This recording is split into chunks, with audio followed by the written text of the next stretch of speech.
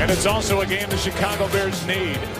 How about the Green Bay Packers and what they're trying to do, trying to beat the Chicago Bears for the 6th consecutive time. And for more on the mindset of the Packers, let's go down to the field and Pam Oliver. Well, Joe, Packers head coach Mike McCarthy turned to boxing to inspire his players. At last night's team meeting, he showed video clips of the inspirational bout between Muhammad Ali and George Foreman from 1974. He said he appreciated Ali's heart and his strategy in that match, avoiding turnovers, penalties, and defending Bears special teams ace Devin Hester was also stressed. No rope-a-dope, though. McCarthy wants the Packers to be the ones doing the punching. Joe? All right, so the Green Bay Packers, who have won 11 straight within their own division, that is a franchise record. Will try to make it a dozen. And they'll try to do it on a 45-degree day with the wind 10 to 20 miles per hour, cloudy, no rain, and it is a sloppy field here in Chicago. Bears are used to that. It's a slow track. Glad you're with us today on Fox. The Bears will start at their 20. And as they do, they will bring with them the 28th ranked offense in the National Football League. And a quarterback at the center of it all who is in the category of you just don't know what you're going to get just about every time he drops back. Well, and that's right, Joe. I think that Jay Cutler's season has been somewhat up and down, a little bit like this football team. But I think Lovie Smith said it very well when we visited with him that, you know, this team really is going to go as far as Jay Cutler allows them to go. Alshon Jeffrey and Brandon Marshall start on the outside. And a handoff is to Forte. And to go back to what you said, as you look at this offense and 3 different offensive line starters for the Chicago Bears, and when these two teams met in week 2, and that includes the first NFL start for the rookie James Brown, Cutler said, we want to and need to run the ball 40 times in this game, so we will see a lot of Matt Forte and Michael Bush. I think they want to do that to take obviously some pressure off of Jay Cutler, but also to help this defense out, keep Aaron Rodgers on the sidelines. Here he is again, and a nice play and a nice gain on second down. Out across the 35 to the 36, Morgan Burnett on the stop, and a 14-yard burst by Matt Forte. Gabe Karimi here, the right guard. He's one of those offensive linemen that are starting at a different position the last time these two teams met in week 2. He gets a good seal and then follows in behind the fullback, Evan Rodriguez, and a heck of a way to start the game here for the Chicago Bears offensively. 7.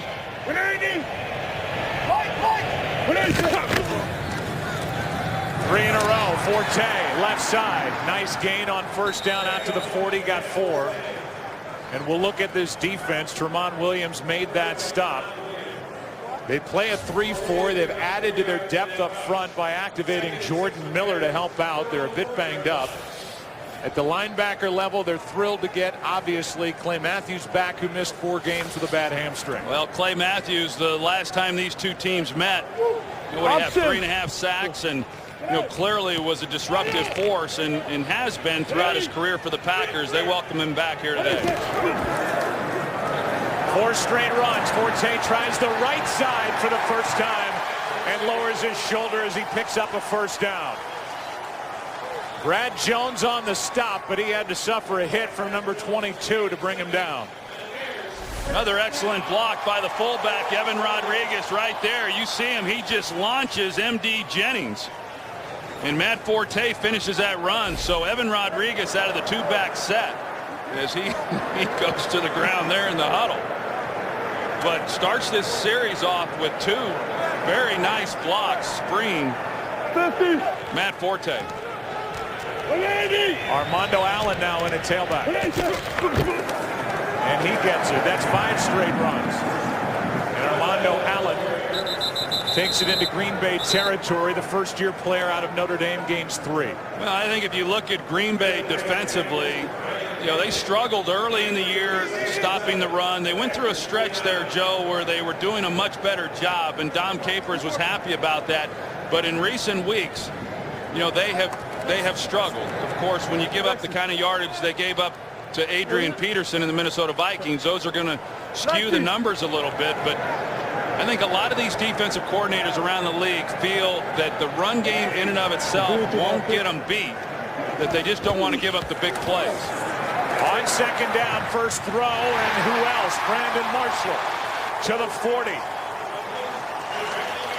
A 10-yard completion on the first throw of the day from Jay Cutler.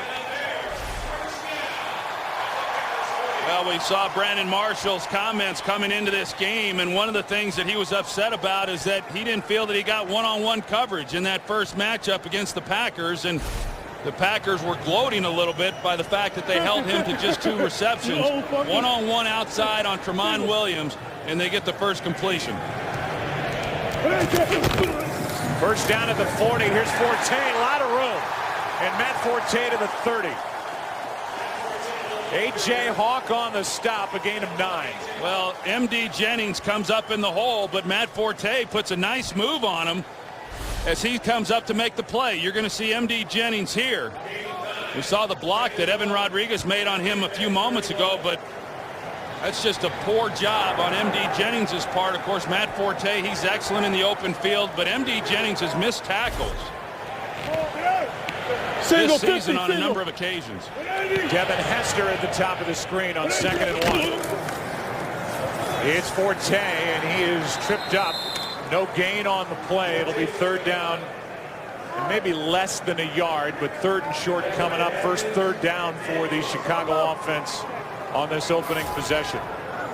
And Lovie Smith has got to be awfully pleased with what he's seeing here by this offense to start this possession, to be able to control the ball, control time off the clock, and methodically move it the way that they have. Yeah, good. Ice it. Ice. 180. And that play never got going. Bad news for the Packers because Raji got right through there. False start, snap infraction, number 63, offense. 5-yard penalty, still 3rd down. And that's why, because the guy across from him, Garza, with a snap infraction, makes it 3rd down and 6. You see that movement right there, just enough. And that's what drew the penalty. So now for the Bears, 3rd and 1, and now looking at a 3rd and 6. So does that change it for Chicago from a run to a pass as Cutler starts in the shotgun? Pass is broken up. Alshon Jeffrey, the intended receiver, and Shields got in there and knocked it away. Well, Alshon Jeffrey, he could have worked back to Jay Cutler and helped secure this catch. See how he waits on the ball. And because of that, Sam Shields, as the defensive back, he then drives on it, and he's able to make it incomplete. Now, even if Alshon Jeffrey was able to make that catch, he was short of the 1st down. So either way, they were not going to pick up the 1st. This probably is in the range for Robbie Gould, one of the best and most accurate kickers in NFL history, as Podlish hits it. A nice job as it's down inside the 5 near the 2. Patrick Manley, the center who started that play, was down there and kept it alive. But now with Olindo Mare on the active roster, and Manley kept it out. No field goal, but an effective punt. Packers have it, no score. Well, that was a big 5-yard infraction on Roberto Garza on 3rd down and inches. It made it 3rd and 6. The incomplete pass. No Robbie Gould. Olindo Mare and the Bears pass on a 53-yard try. And now Aaron Rodgers takes over at the 2. And this will move it back to the 1 as Barkley. False start, number 67, offense. Half the distance to the goal. 1st down. He's making his 2nd straight start at right tackle, started too soon. Yeah, and I don't think Aaron Rodgers was trying to use hard count there, but this is a good place on the field for the quarterback to do that because you're backed up, you're on the 1-yard line. If you use hard count, you get 5 yards. If you draw your own guys off sides, you're not giving up much because they can only move at half a yard. John Kuhn in the backfield, quick throw, and the pass gives him a little breathing room. James Jones on the right side. Well, you know that Don Barclay is starting at right tackle for the second straight week. He's played a game and a half out there, and they like him enough to move T.J. Lang, who's back off the injured ankle, back to his more comfortable spot at left guard. Remember, Ryan Grant is back in the lineup, and they've got kind of a three-headed attack at running back for Green Bay, with Green and Dewan Harris, the other two. Up back, Kuhn gets it, and a Pro Bowler from a year ago for his work on special teams out to the 10. We highlight 4 guys defensively for the Chicago Bears, and this, as you said, is a defense that is predicated on getting takeaways, something they have not done. With only 7 over their last 5 games, they're 1-4 during those games. Well, they're without some key guys. Here this afternoon, of course, Urlacher out, but they're also without Geno Hayes and a guy who I especially like, defensive tackle Henry Melton. Here is Rodgers out to his right. He cuts up field, has a first down, and that's what the Packers were hoping for, as this drive basically started at the 1.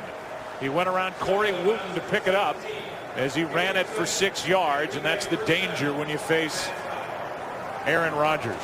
When you're backed up the way that Green Bay was to start this possession, the first thing on your mind as an offense is just pick up 1 first down and try to give that punter just a little bit of room to work with. And so for the Packers, even after the first penalty, to be able to get the first down there was nice. Hand off to Green. Nice run. Spun off a tackle after hitting Nick Roach first, a gain of 6. Second down and 4, and the Packers now, with a little more breathing room, will try and hurry it up. They go into their hurry up, something that they're clearly very good at, and something that Aaron Rodgers likes to run. Where do you go? Where do you go? They fake the handoff. The pass is almost picked off. It was behind Randall Cobb, and that got the fans out of their seats here at Soldier Field, as it almost was intercepted.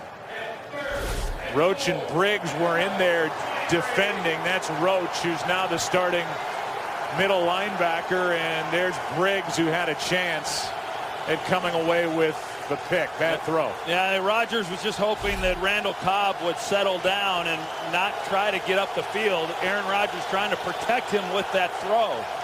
And fortunate it was not intercepted. 3rd down and 4. Pass is to the sideline, incomplete. Jennings, the intended receiver. It's 4th down.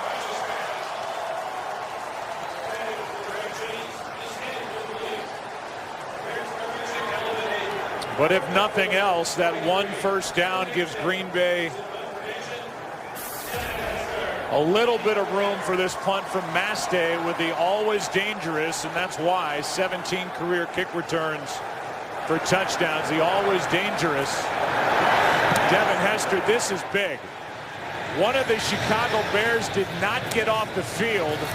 It's going to be a 5-yard penalty, and that would be enough for a first down. Looked like it was Blake Costanzo, Joe, that could not get off the field. Wasn't even close. Costanzo was running, trying to get off, and this 5-yard penalty will bring the Green Bay offense back onto the field. Take a look. 12 players, defense. That's a 5-yard penalty from the previous spot, and it is a first down, Green Bay. Dave Told, who is the special teams coordinator, trying to get Costanzo off the field. Costanzo's playing more now because, as you mentioned, the linebacker Geno Hayes is out with a bad knee. Well, Costanzo's not happy about it. There was a lack of communication. It looks to me, Joe, based on his reaction, that it was a lack of communication from the sideline, and that's a huge mistake. As you said, a big penalty. The defense makes a big stop against an excellent offensive football team, and now they have to go right back out onto the field and try to do it all over again. I can guarantee you every one of those defensive players highly upset right now, including Costanzo. You could see Hester acting as if he was trying to call a timeout, didn't get it, as he was watching it with us. Rodgers in trouble. Down he goes. In the arms of Corey Wootton. A loss of 4, and for Wootton, that gives him 6.5 sacks. Well, it's a great job on the outside. They get the pressure on the inside, but look at the defensive ends and how they maintain their position and keep Aaron Rodgers in the pocket, and that's really the key. You know, in talking with the Bears, they said when Aaron Rodgers has gotten outside the pocket on them, he has created a lot of problems. That time, even with a little room to maneuver, they maintained rush discipline and kept them tight in the pocket. On 2nd and 14, pass is behind Jermichael Finley. And now 3rd down and long as the Bears try and get another defensive stop. Well, the Bears came into the game wanting the Packers to run the football. You know, Lovie Smith said, hey, we have to make them run the ball against us. And so the Bears have been playing coverage on virtually every single snap. Packers still trying to still trying to throw the ball against some of those coverage looks. 3rd down and 14. Rodgers just gets rid of it. Pressured by Lance Briggs.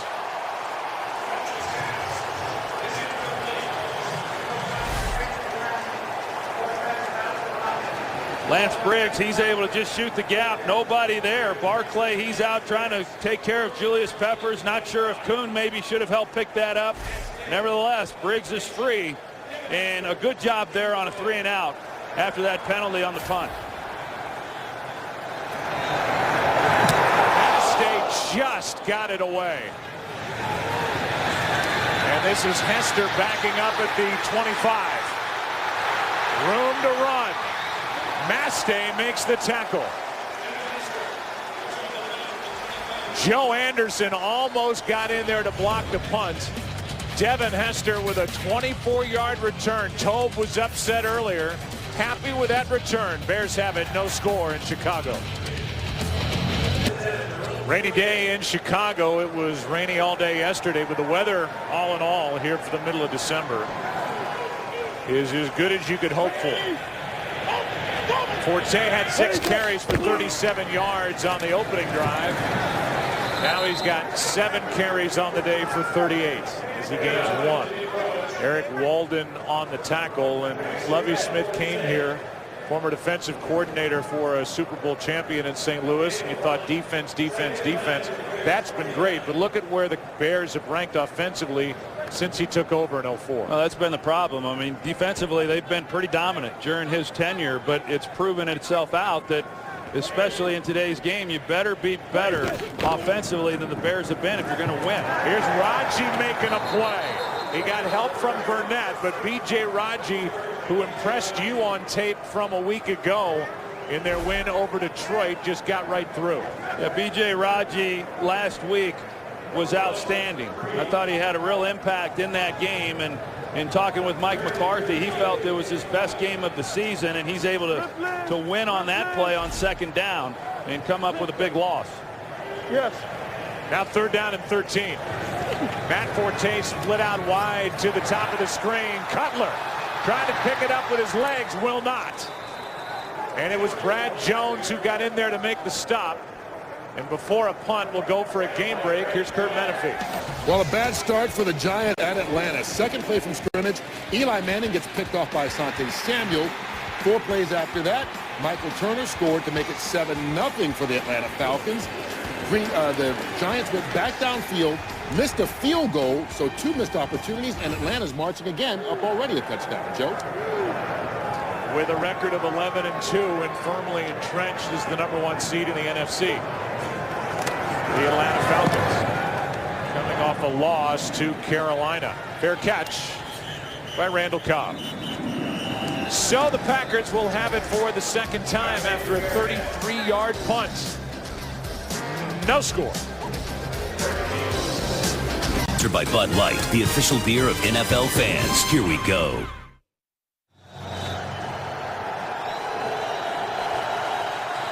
Jay Cutler talking about it with the offensive group on the sideline as Aaron Rodgers, who completed his first pass, but missed on his next 4, hands it off to Green.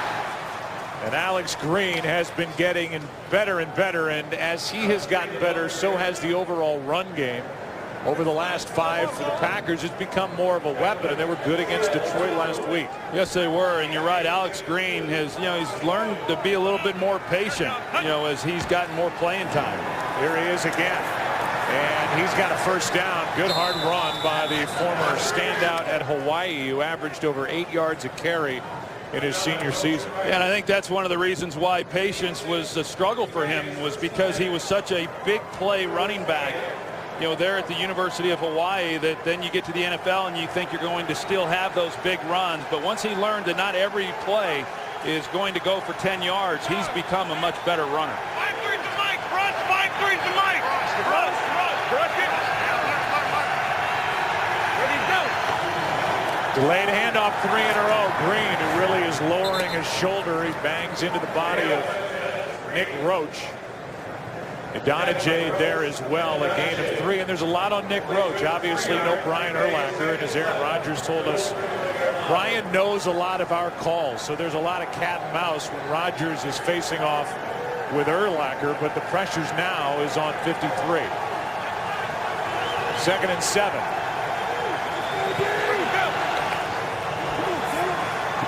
Rodgers out to his right for Green. Nice play out there on the edge. And it was Moore who made it a loss of 1. I talked about Lovie Smith really wanting the Green Bay Packers to run the football, and because of that, they're playing a lot of coverage, and the Packers come out and they do run the ball, but ultimately it comes down to what happens on 3rd down. And Lovie Smith feels that even if the Packers have success today running the football, that in and of itself is not going to be good enough for them to win the game.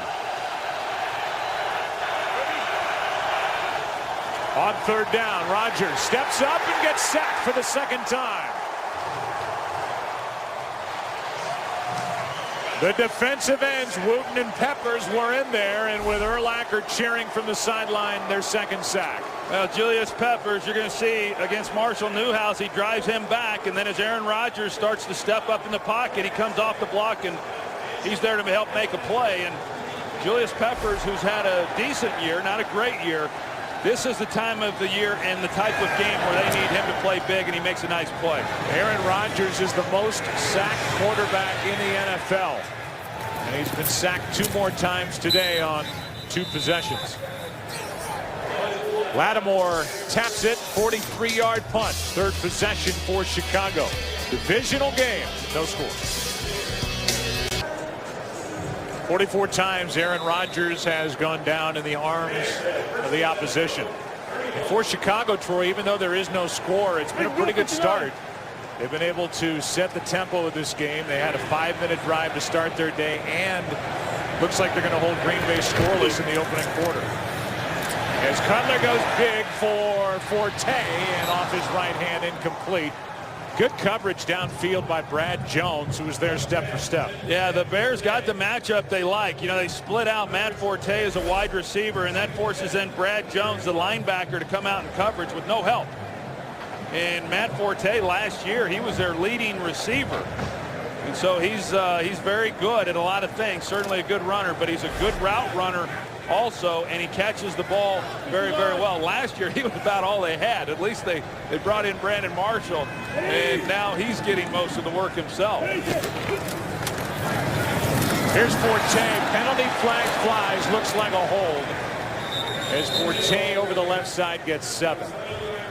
Holding number 72, offense. 10-yard penalty. Still 2nd down. It's Gabe Karimi, who was drafted as a left tackle. Now he's given it a go at right guard. Yeah, it's been a struggle for him. He's right here at right guard, and you said it. He was a left tackle in college at Wisconsin. He played with offensive coordinator Mike Tice's son, who was a quarterback there at Wisconsin, and so they were very familiar with him. Mike Tice said we knew he was going to play right tackle when we drafted him. He played last year and then had a knee injury and missed the rest of the season. Struggled this year, lost his job. And then they moved him to right guard when Lance Lewis went down, but it has been a tough year for number 72. Now 2nd down and 20. They set up a screen for Allen. Armando Allen lowers his shoulder and a nice pickup On 2nd and 20 of 16 yards as Casey Hayward makes the stop. And that's going to take us to the end of the first quarter. Well, Brandon Marshall, he's going to get a lot of balls thrown to him when the Packers know it, so he's going to attract a lot of attention. With him on the opposite side of the field, they come back the other way with a screen to Allen. That's a nice pickup to make this a manageable third down. It'll be 3rd down and 4 at the start of the second quarter here in Chicago. No score. Fox NFL Sunday returns after this from your local Fox station.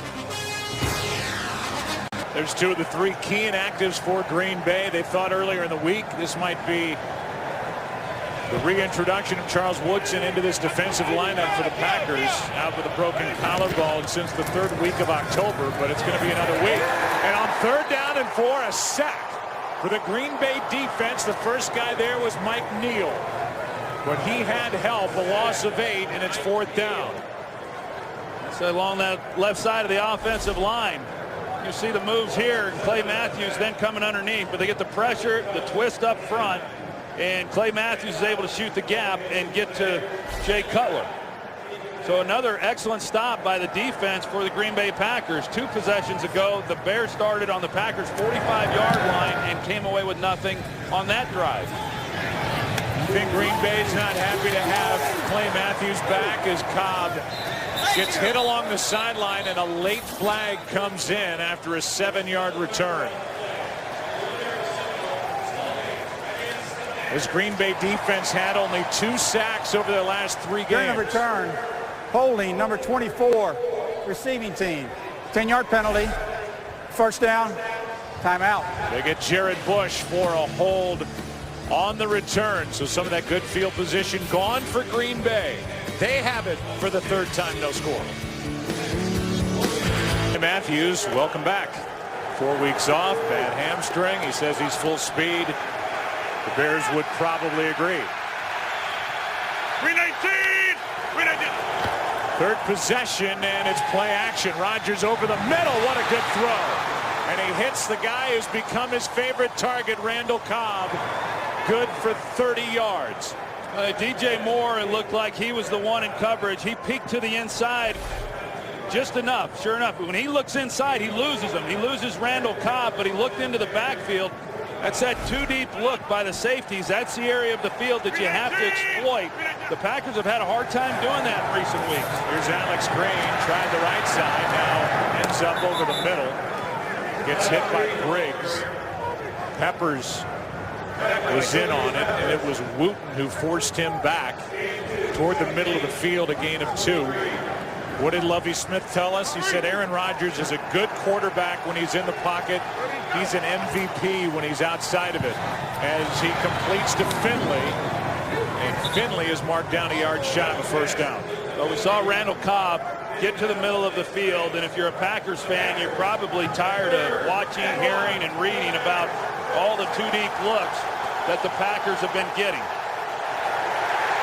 Here's a ball that's batted back into the arms of Rodgers. There's a flag down, and that's because the Packers had too many on the field. Rodgers tried to hurry it up, and he messed up his own sideline. 3 guys came on, 3 guys tried to get off, and they couldn't. 12 men in the offense. That penalty is declined. It's 4th down. It was Grant, Crabtree, and Kuhn trying to get off. The Bears decline the penalty, which means it's 4th down. And that makes all the sense in the world instead of giving Rodgers another crack at a 3rd down. But the Green Bay Packers are going to go for it anyway on 4th and 2. Well, Walt Anderson was wrong on that call. They actually had 14 men on the field, Joe. So here we go, 4th and 2. Packers 2 for 7 on 4th down this year.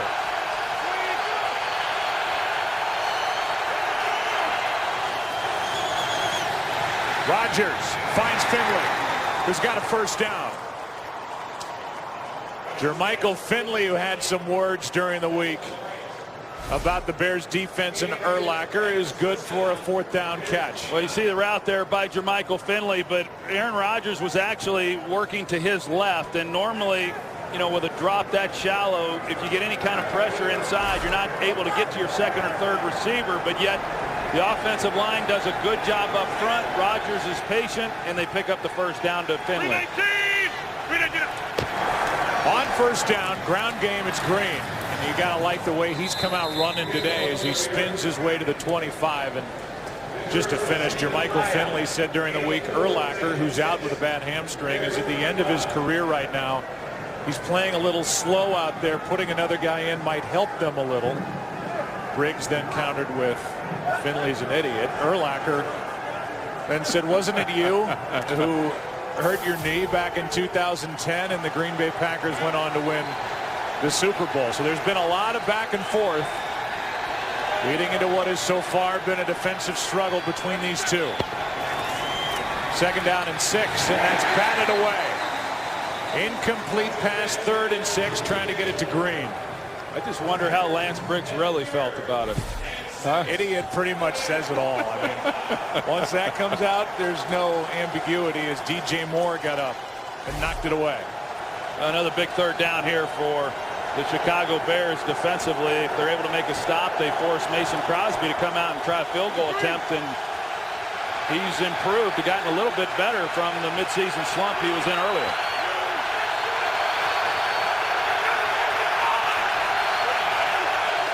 On 3rd down and 6. Pass is off the hands of Randall Cobb.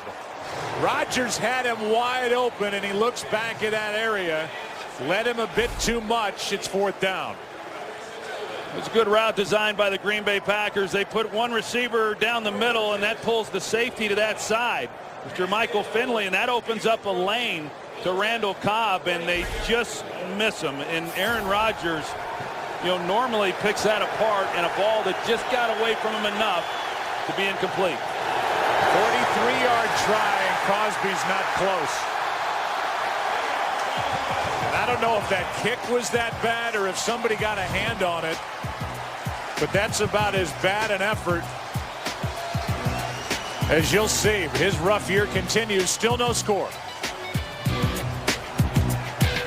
The patience and the allegiance that Mike McCarthy has shown toward Mason Crosby has been almost impossible to believe. As a handoff to Forte gets nothing. We were there in the game in Detroit a month ago, and you thought, well, there's no way he survives this week. That was the game when Greg Jennings was trying to cheer him up on the sideline. He's missed a field goal now in 8 straight when he's attempted a field goal, and it's just to the point where in tight games that the Packers are playing, with the weather being as bad as you would expect, Green Bay shooting for a number 2 seed potentially, they're going to have to bring in guys to at least look at. Aren't you shocked he's still getting the call? It's 2nd and 10 now for Cutler, who gets hit, finds Marshall, and Marshall takes A.J. Hawk on a ride toward the 1st down marker.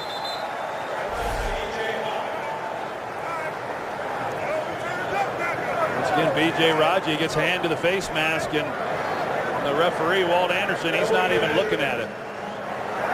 He's not looking at the end of that play. Had he have been looking at the quarterback, his job is to protect the quarterback, and had he have been watching through the end of the play, he would have seen the hands to the face mask, and there would have been additional yardage tacked on to that play. I think to your point, Joe, as far as Mason Crosby and Mike McCarthy, yeah, it is somewhat surprising. Remember, I played for a coach in Jimmy Johnson who let kickers go all the time. If 1st down Chicago. If he thought for a minute that a guy didn't have confidence in himself, he wasn't around very long. And, Mike McCarthy says that Crosby's very confident, but I know the guy's dying inside. He has been struggling, and when you're struggling and thinking about everything you're doing in the process of trying to make a kick, it is hard. Now, as they move through this month, Joe, if it does not get better, I can't imagine going into the playoffs with the uncertainty that Mason Crosby has shown throughout this year. Here's Forte. A.J. Hawk on his back, a gain of 3. Let's go to Kurt for a game break. All right, the Redskins, one of those teams trying to keep pressure on the Bears for a playoff spot. Kirk Cousins, again, starting for the injured RG3, throws the touchdown pass with a little help from Leonard Hankerson. 54 yards on the score. It's all even at 7 as they get ready to start the 2nd quarter. So it's Troy and Pan. Yeah, Curtin not just trying to keep pressure in that wild card chase, but in the NFC East, the Giants are losing 14-0 in Atlanta, so that division is anything but wrapped up. It comes down to the divisional record beyond head-to-head. The Giants are on the short end of that one. Here's Forte. Nice run. Gets to the edge and lowers his shoulder into Jennings.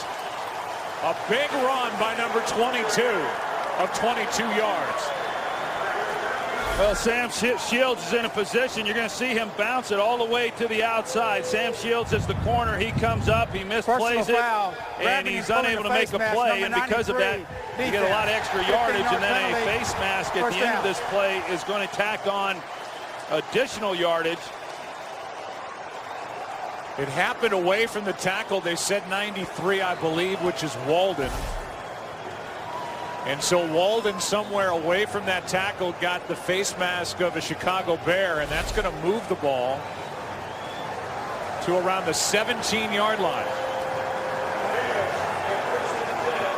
There's Walden. I still don't. Well, there at the very end, maybe there was something. There must have been. It certainly was not on the tackle, you know, for the Packers against Matt Forte, but really a nice run by Forte. And as I said, last year he was about all that they had, and I still think he's one of the real dynamic players in this league. Allen in the backfield, delayed handoff to him. And Armando Allen takes it to the 15, gets 2. That was a 22-yard run plus a 15-yard penalty, and this is the first time either team's been inside the red zone. The Bears are the number 17 red zone team in the NFL. 53% of the time they get it into the end zone when they're inside the 20. And the Packers defensively have not been good this year in the red zone, and these are what these games come down to. You know, the Bears have had pretty good field position here in this first half, have not come away with anything. The Packers have done a nice job, but now on this drive, it's important for the Bears that they come away with more than a field goal. Cutler over the middle, hits Marshall. And Marshall stays on his feet for the touchdown.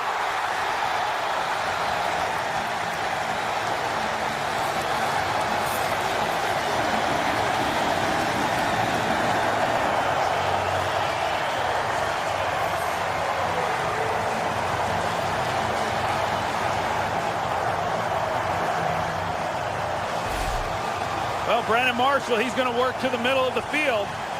And then it's just poor tackling after the catch. Brad Jones misplays it. Casey Hayward gets stiff-armed. He can't make a play. And Brandon Marshall's able to take it in for a touchdown. But poor tackling once again. That should have been just a completion and a tackle instead of a touchdown. And it's a 15-yard touchdown as Olindo Mare knocks through the extra point. Brandon Marshall, what a year. Leads the league in receptions, now has his 10th touchdown reception. Time to talk on the Green Bay side. They're down 7. What a great first year for Brandon Marshall as a Chicago Bear. 44th career touchdown catch. 22 have been from Jay Cutler. They were together in Denver. They're together in Chicago, and Marshall, over 100 catches on the season, now has 10 touchdown receptions. Here's Cobb, what a play. Joe Anderson. That was one-on-one, and Joe Anderson just put him to the turf. That's a $5,000 throw for number 15. And a souvenir for that guy. It didn't cost him a dime.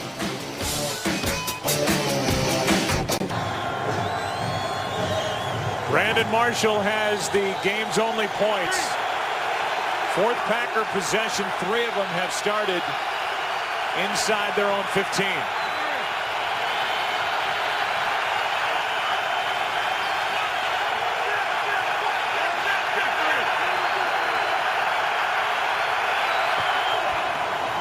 Pass is caught by Jennings.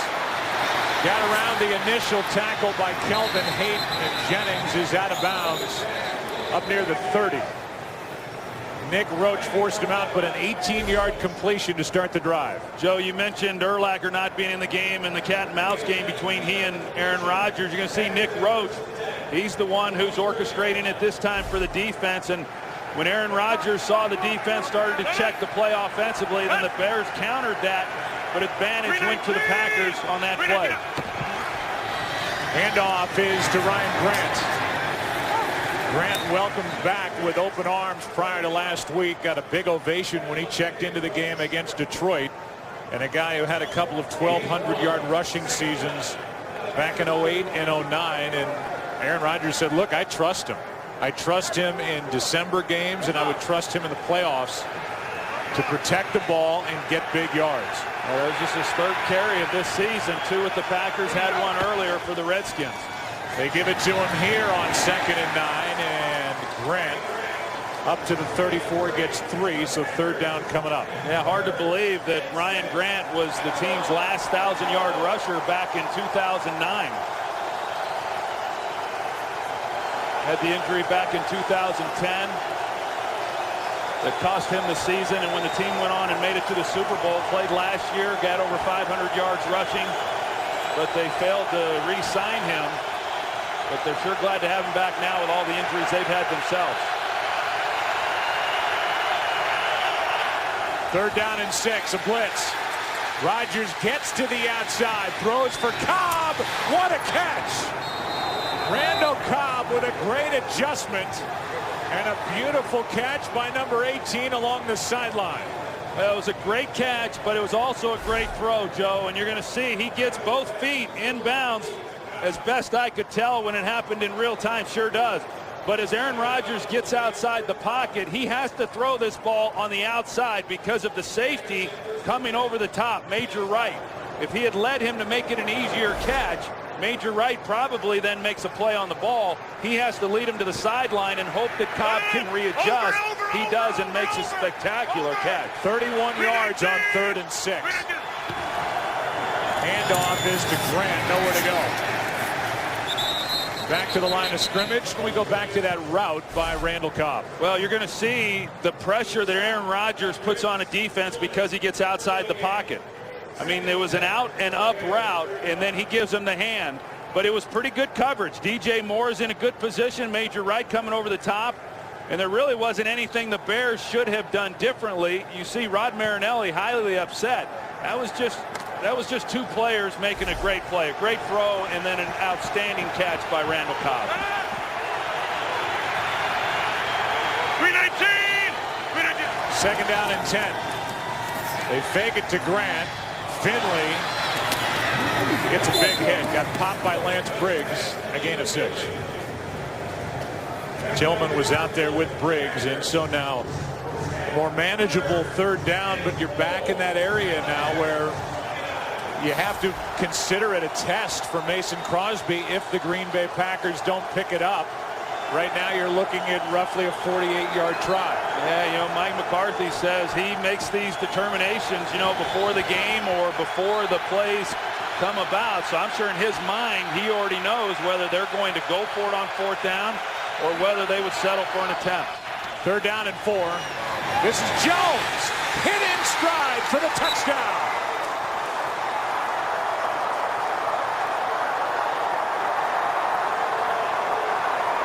That is the 10th touchdown reception of the year for James Jones, and he could not have been hit any more in stride than he was by Aaron Rodgers. Well, Kelvin Hayden, who's playing for the injured Tim Jennings, he lunges at James Jones off the ball.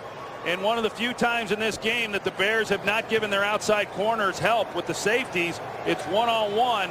And James Jones gets right by him, and another beautifully thrown ball by Aaron Rodgers. 29-yard touchdown to Jones, who had only 1 touchdown catch over the last 4 games. And wouldn't you know it, the Chicago Bears go down the field and score on that beautiful 15-yarder to Brandon Marshall. And now Aaron Rodgers and James Jones answer, tied at 7. There's the drive, 7 plays, 89 yards, and number 89 makes the catch. 29-yard touchdown catch, and for Green Bay, they've specialized in those. Hayden was beaten, so he gets a conference on the sideline.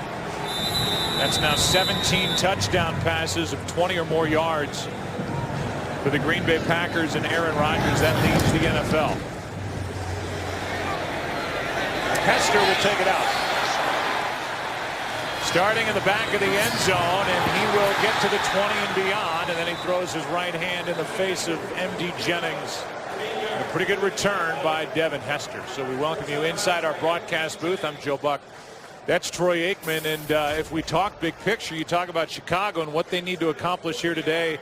A 7-1 start, and they're no lock to make the playoffs here in 2012. Well, they've got the pressure on them, there's no doubt, and I think defensively, as we said coming in, a lot made of the takeaways they had through the first 8 games of the season, and not as many here recently, but the Bears go down, get the touchdown to Brandon Marshall, and the defense does not make a stop. And I think that's the thing that really good defenses are able to do. Matthews got in there in a flash, did not make the tackle, but basically stopped the play as Matt Forte gets no gain. And Clay Matthews, in the way he can disrupt an offense and timing, there's nobody like him. Well, I think that a lot is made about what they miss from him as a pass rusher and how their sack totals go down. But you know what? The rushing yardage against them went up when he was not on the field as well. And so he's an impactful player, both rushing the passer and playing the run. A lot of pass rushers, a lot of the great pass rushers are not as good against the run as Clay Matthews is. Defense getting a good jump off the snap. And Forte gets hit in the backfield, lost 2. Clay Matthews, Troy, is in there again to make that play.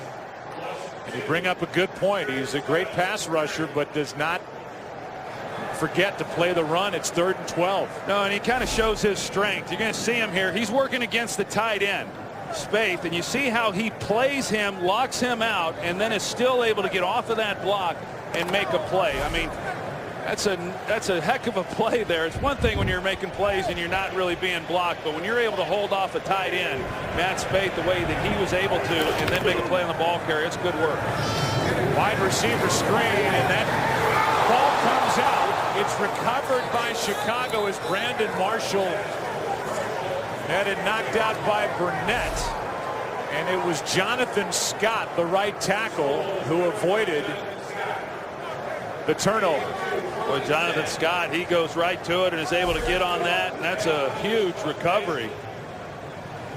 And for the Bears to be able to punt this ball away. Cobb will wait for it off the right foot of Adam Podlish, who was in danger of losing his job about 5 weeks ago. Low snap, angles it, drives Cobb to the sideline with a fair catch just outside the 25. The drive will start at the 26 in a 7-7 game just outside the 2-minute warning. And on January 4th, it's the AT&T Cotton Bowl Classic. 11th ranked Texas A&M and the Heisman Trophy winner Johnny Manziel takes on 9th ranked Oklahoma. How about that redshirt freshman for the Aggies, Johnny Manziel, first freshman to win the award, and one of the real electrifying players in college football, and he will be on Fox on the 4th. Well, I always like when these guys emerge that there wasn't much of a campaign behind or much expected from going into the year, and that certainly is the case with Johnny Manziel. I mean, he came onto the scene probably when they beat Alabama, but I think it was well deserved. There were other guys that were deserving, but congratulations again to him. They fake the handoff and now throw it to Alex Green, and he got walloped along the sideline by Briggs. Boy, Lance Briggs, what a year he has had. You know, he's like a lot of these guys who you keep waiting for them to slow down, and yet he's timeless. I mean, here he is coming across the field and putting a big hit on Alex Green. 2 minutes. 2 minutes left in the half in Chicago, tied at 7. Second down and 3. 2 minutes left. Each side with all 3 timeouts. Rodgers specializes in this 2-minute offense. Throws it out of bounds. 3rd down coming up. Well, we've watched the Bears defensively, as we've talked about, that they really have wanted the Packers to run the football, and they've given them a lot of coverage to try to persuade them to do that. But in typical Mike McCarthy fashion, they've continued to do the things that they feel that they're best doing, and that's throwing the ball. And the one time they kind of catch the Bears one-on-one outside. They get the touchdown to James Jones. Of course, here with under 2 minutes to play, you know, the Packers are going to throw the football. Rodgers is sacked. Julius Peppers got him. Well, Marshall Newhouse, the left tackle, he tries to get Julius Peppers on the ground, and he goes low on him, and Peppers is just able to run right past him and get the sack. Chicago spends a timeout. Plenty of time left as we're tied at 7. 3 sacks in this opening half for the Chicago defense. 1.5 belong to Julius Peppers, the team leader, with now 8.5. As Hester is just happy to cleanly catch that punt. What's coming up at halftime? For that, we check in with Kurt Menefee.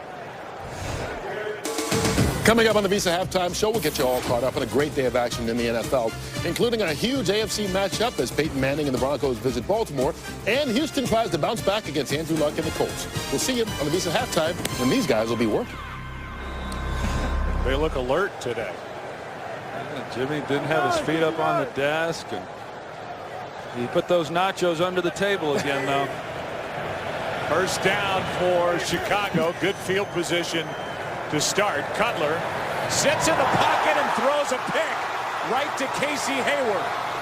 Hayward has got room to run.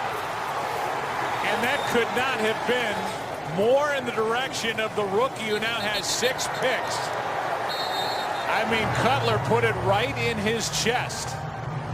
Hayward gets the turnover. I don't know what Jay Cutler saw, but Casey Hayward is in the slot. He's in zone coverage. You're going to see him here. And he carries the slot receiver to the middle, but then he comes off of him, and Cutler throws it, you know, right to him. I mean, you're going to see Hester as he works to the middle of the field. The ball was behind him. Had he have led it to where Hester was going, I mean, it's a pretty good completion. He double clutches it there, and so obviously just a miscommunication between he and Hester, and that's one of the reasons why he throws the ball so much to Brandon Marshall, because he has confidence that Marshall's going to do what he expects. And whatever happened, whether Hester was not supposed to run that move to the middle, it certainly appears that way based on the reaction by Jay Cutler, but a huge turnover by the Bears. Cobb starts this play in the backfield, and he gets it coming out of the backfield. Minimal gain. So for Cutler now 14 interceptions, and as we came in talking about the Bears defense, they lead the NFL in takeaways.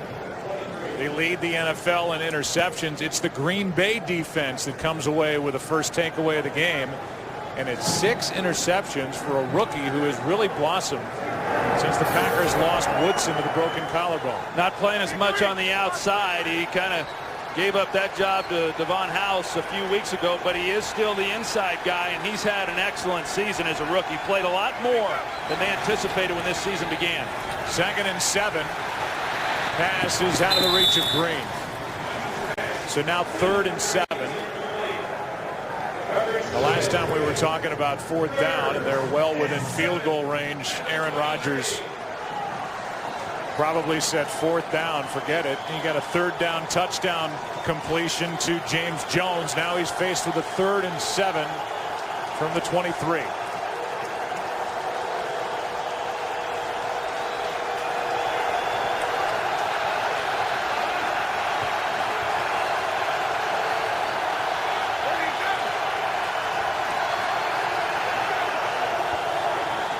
Just 4 men on the rush. Pass caught. First down at the 10.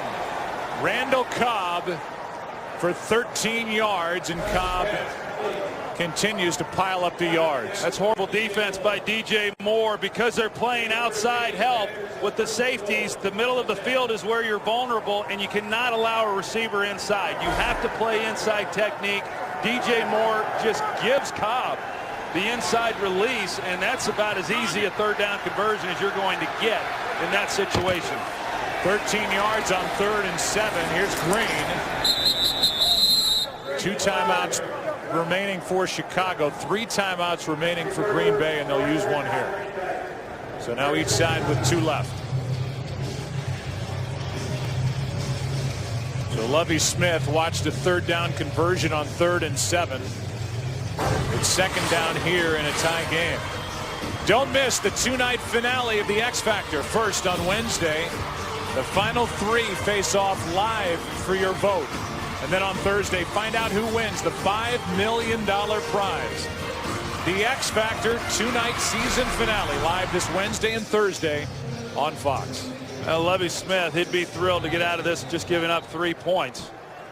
This defense here, they've been good.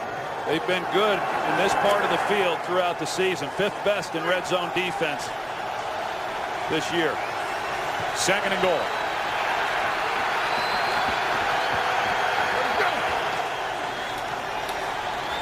Rodgers for Jones for the touchdown. His second of the day. And Aaron Rodgers now with 31 touchdown throws on the season. Cutler shaking his head as his interception leads to potentially 7 points before half. Well, DJ Moore, he's cluing in on the quarterback. He's watching Aaron Rodgers, and while he's doing that, James Jones is cutting across his face and scoring another touchdown. James Jones, talk about guys who have had nice seasons. He's really come on this year. 11 touchdown catches, 2 today for Jones. And penalty flags on the snap. It's against Chicago for coming across too early, so it's 14-7. Offsides, number 91, defense. That penalty will be enforced on the kickoff. The try is good. So we'll go back to the interception by Casey Hayward. Well, obviously a huge turnover, and you know the defense does a good job. They get off the field, they give the ball back to their offense with a chance to try to come away with some points before the end of the half. Instead, the interception gives the ball to Green Bay with excellent field position, and they capitalize with a touchdown of their own. Enough protection for Aaron Rodgers as he celebrates with TJ Lang. And with 28 seconds left and 2 timeouts, be interesting to see what the Bears do here, and a lot may depend on the return upcoming from Devin Hester. Well, Aaron Rodgers, when we visited with him last night, Joe, he said that, you know, even though he's put up pretty good numbers, it's not a defense that he's really enjoyed playing against, you know, this Chicago team, but he has started this one out here in the first half. Statistically playing exceptionally well again. His last 3 games, he's got a quarterback rating against Chicago of just under 120. And he's 8-2, including the playoffs in his career against Lovie Smith's Bears. Let's go down to the field for an injury update. Here's Pam Oliver. Joe, more trouble for the Chicago Bears offensive line. Right tackle Jonathan Scott, I just saw him going early into the locker room. He has a hamstring injury and he's questionable. Back to you. So now, as they have Scott, who was making his 4th start at right tackle, out with a hamstring injury, now Karimi shifts back out to right tackle. And Chris Spencer, who had missed 2 games with a knee injury, is in at right guard.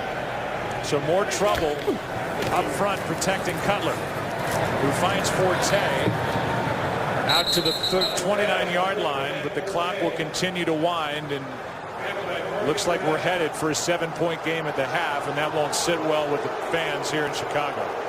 Yeah, here the Bears come into this game with 4 different offensive line combinations in the last 4 weeks, and now they've got their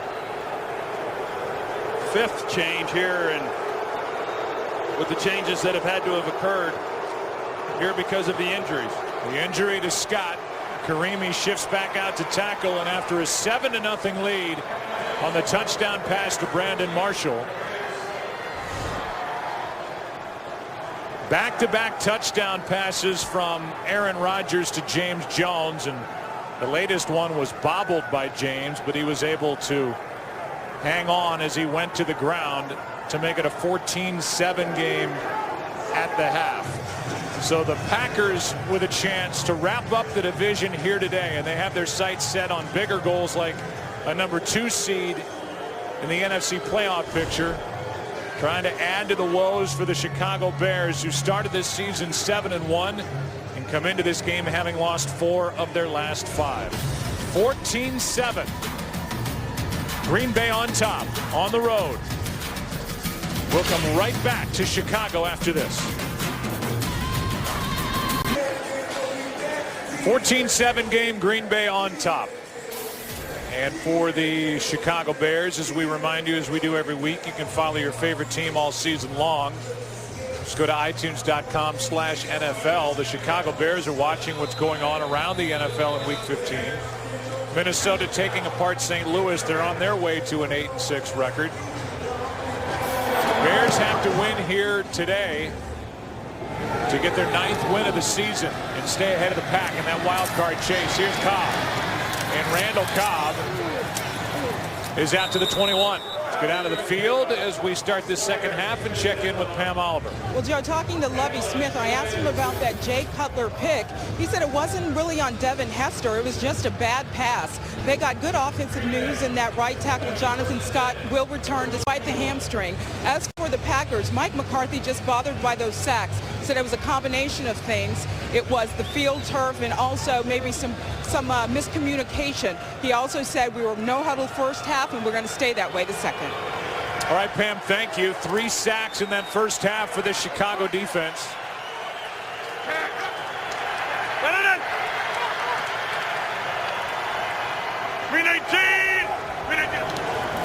DeJuan Harris gets the ball for the first time today.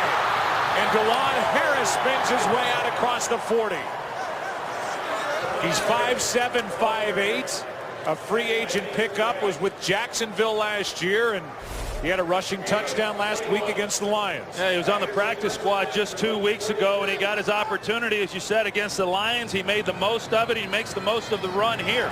He's a little guy. He's very powerful, and they've got some specific things for him that they like, one of which is when he hits it right in the middle of that offensive line. Because of his size, he's very hard to locate for this defensive front. They stick with him right side. Got around 1 tackle as he went by Briggs. A loss of 1. Here's more on DeJuan Harris, who is put together at 203 pounds despite his height. Cut by the Jaguars and the Steelers. Wasn't with the Pittsburgh organization very long at all. Was a car salesman in Jacksonville, Florida. He signed week 13, and now he's got a chance to be a contributor to a playoff team. Well, just another great acquisition by general manager Ted Thompson. And he continues to find those guys that have helped him. Here's Jennings. Jennings on that slant with the catch, good for 8. Kelvin Hayden on the stop to bring up 3rd and short. I mean, coming into the year, they were sure high. The Packers were on Cedric Benson. In fact, earlier in the year, even when Cedric Benson was out because of the injury, Mike McCarthy said that Cedric Benson, in his opinion, would have the biggest impact on this Packers offense. Of course, he's done for the season.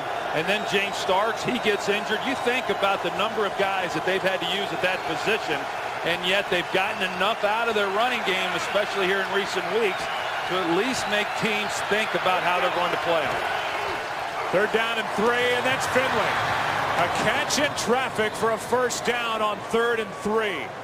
Conte on the stop and a gain of 10, and Aaron Rodgers just fit it right in. Yeah, and this is one of the things that Aaron Rodgers talked about doing in this game with Jermichael Finley. Split him out wide, let him get a matchup.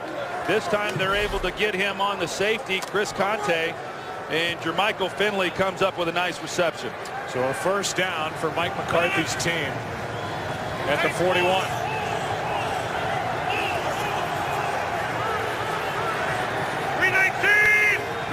DeJuan Harris back in the backfield. He gets it again. Right into the middle of the defense. He gets 2. I think you have to look at Mike McCarthy, Troy, and appreciate his leadership, the great adaptability with the IR list being added to seemingly every week. They've got 10 guys on there. They're really running a different type offense. And you go back to the game at Seattle that they lost on that heartbreaking play at the end of the game. He just plows ahead, and they step in line right behind him. Well, you saw Aaron Rodgers there and talking to DeJuan Harris. This is kind of new for him in the no huddle. Rodgers looked that way, but then completes it to Jennings, who's got enough for a first down at the Chicago 30. And Aaron Rodgers talked about it. You mentioned it a little bit earlier in the game that, you know, he was a little nervous last week with DeJuan Harris because he is young, and was he going to protect the football? And McCarthy wanted to work him in some of this no huddle stuff. Quick snap count. Harris left side. Whoa. And DeJuan takes it inside the 30, good for 4. In fact, Aaron Rodgers last week against the Lions, because he was concerned about DeJuan Harris potentially putting the ball on the ground, he was not carrying out his fakes, and he was following in behind Harris in case the ball came out, and the coaches graded him down. You know, when they go in on Monday and grade the players, Aaron Rodgers got marked down on a number of plays for not carrying out his fakes, and he just said, hey, so be it. You know, I'm going to be in a position in case something bad happens. 55, 53, 52. On second down, Rodgers throws for Jones, who's already got 2 touchdowns in this game, and a little bit too high through his hands. Third down coming up. And Aaron Rodgers is frustrated with himself for not completing this one, and it's been fun for me to watch Aaron Rodgers over the years, especially this year, because he's at that point in his career where he really is seeing the field very well, and he's so precise that he feels he should complete every pass.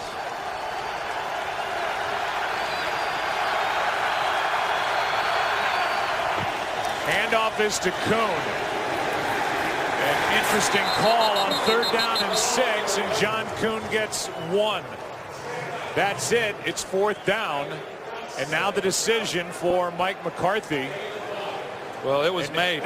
It was made that they're going to go for it. Yeah, it was made there on the third down, and that's why they ran John Kuhn. Yeah, if they were going to settle for the field goal, that would have been a very strange call. They try to sneak one in with him, knowing that if they don't pick it up, they're going to go for it. So they have no confidence in Crosby, nor should they. They pass on a 44-yard try. Rodgers completes it. A first down to Randall Cobb. And if you're Mike McCarthy right now, do you want the right foot of Mason Crosby or the right arm of Aaron Rodgers? And he picks Rodgers, and it works on fourth down. Well, he had either guy. I mean, he had James Jones or he had Randall Cobb, which is where he went. I mean, the Bears did not challenge that at all. Conte was in coverage. That's a mismatch of its own, but he doesn't come up and try to get any kind of hands on Randall Cobb, and that was too easy. The Packers are having their way on third down. And fourth down. And fourth down. Here's Green. Left side, Moore made the play. DJ Moore, who has struggled in coverage, comes up to make a play in run support, a loss of 2. Well, this is a good drive by the Packers. I mean, the way that the first half ended could not have been worse for the Bears, with the interception and then the Packers coming away off of that with a touchdown to take a 7-point lead. Now to get the ball to start this second possession and to move the ball right down the field, even if they ultimately just have to settle for a field goal. It's a big drive for Green Bay to start this second half. Heavy right 30. Heavy right 30.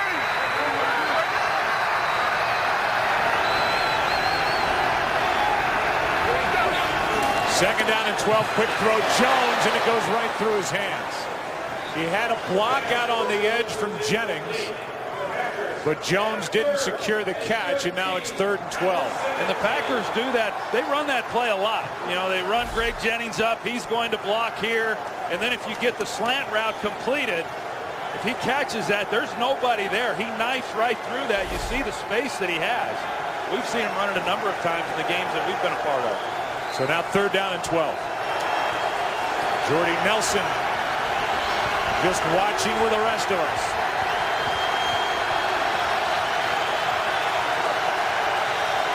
Timeout.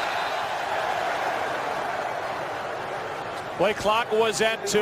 Timeout Green Bay. 3rd down and 12 for Aaron Rodgers. Up 7 when we come back. Aaron Rodgers, who's won 5 straight against Chicago, has a quarterback rating of just under 110 in this game. Faced with 3rd and 12. Blitz. Packers pick it up. End zone and incomplete for Finley. But a flag comes in. A late flag, and it will be a pass interference against the Bears.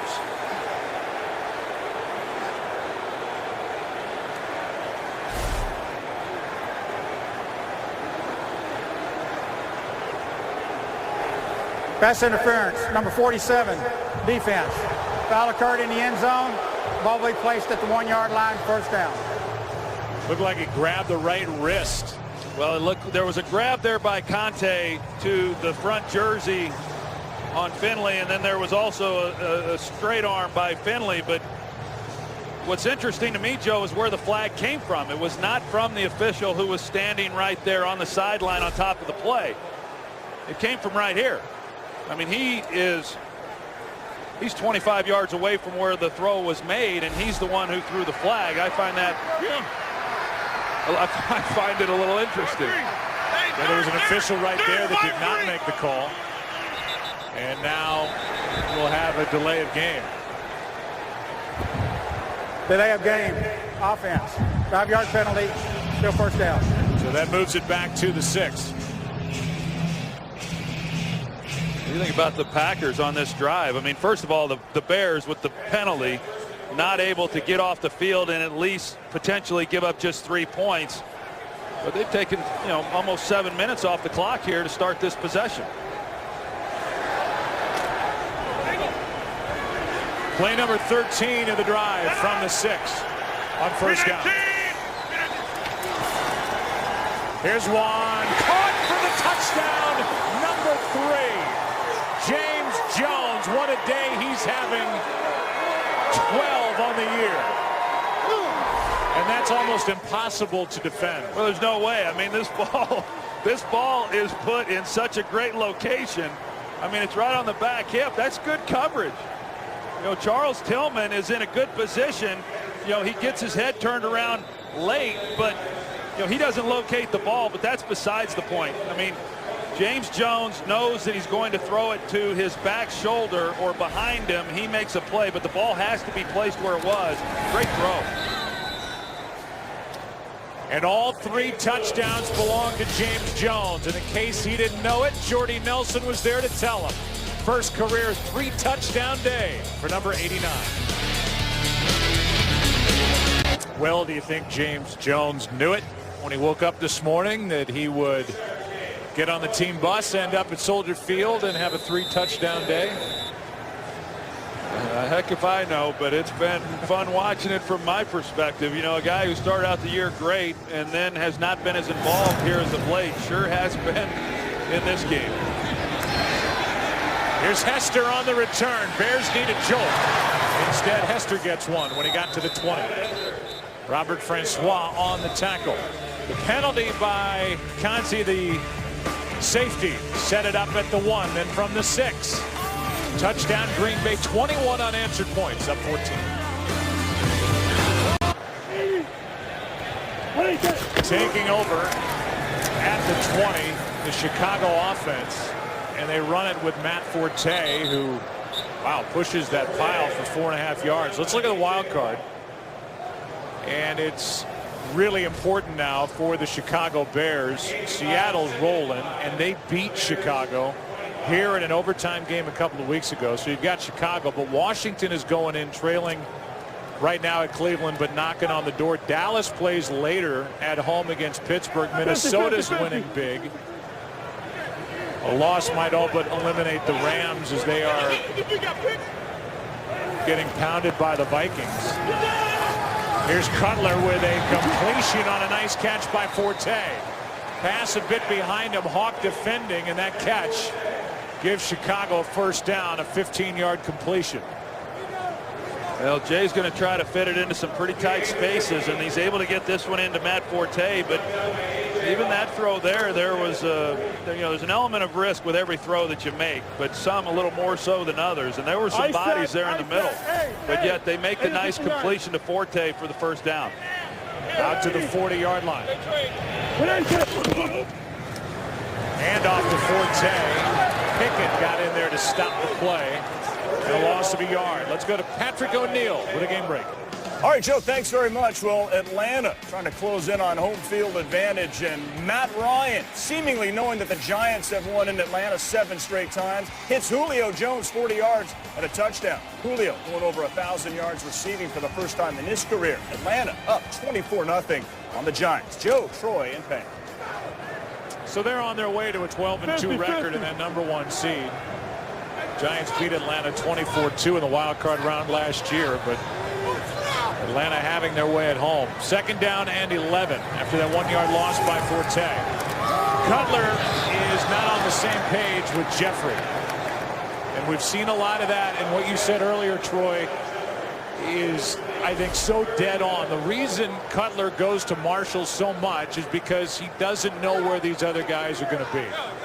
Yeah, and you just go off of reactions from up here. And Alshon Jeffries, obviously a rookie. He came on early in the season, was doing some nice things. He had a broken hand, missed time, came back, knee surgery, came back last week. And it's hard enough for a young receiver, especially tough when you're missing the amount of time that he has. He's going to be a good player in this league, but they need some of these complementary players opposite of Brandon Marshall to step it up. Cutler in trouble on 3rd down, and he is taken to the ground. It's Mike Neal. Chris Spencer has been in at right guard. Gabe Karimi is out, and after that 1 first down, the Chicago offense will go back to the sideline. They see Brandon Marshall, and they've got 2 guys, Tramon Williams, and they bring Morgan Burnett over to him as well, and just nowhere for Jay Cutler to go with the football. The Bears have not converted on 3rd down today, 0 for 5. This Bears team has somehow, Randall Cobb is able to hang on after that hit by Zach Bowman. This Bears team that started out 7-1 on the season, that lost 4 of 5 and trailed by 14. Jay Cutler talking to his quarterbacks coach Jeremy Bates. He was iffy at the beginning of the week. In fact, didn't finish last week because of a stiff neck when he got crunched in Minnesota. Mike Neal, who did not play last week in the Packer win over Detroit, got the sack. His 3rd of the year on that last series. And now Alex Green over the right side is swallowed up by Adonijah, no gain. And after that sack, Cutler came off the field, and while we talk about Troy, the guys on the outside and him not knowing where they're going to be for sure, the guys up front have not been able to protect him, and that's been the story for Cutler really since he's come to Chicago. And it's been a story for anyone playing quarterback for a while here in Chicago, and we showed how inept they've been for the most part under Lovie Smith on the offensive side of the ball, and a lot of that has had to do with the fact they've not been real solid up front. On 2nd down, pass is incomplete. Off the hands of Jennings, and Tillman was there, but could not get the deflection. Boy, Chicago needed that. Well, they've had a couple of opportunities today on some deflections to try to make a play, and they just haven't been able to do it. Now, as we know coming in, when the Bears have had less than 2 takeaways in a game, they haven't won. And they really need to get them in bunches in order to help out this team, and so far they haven't had one yet in this ball game. 3rd down and 10.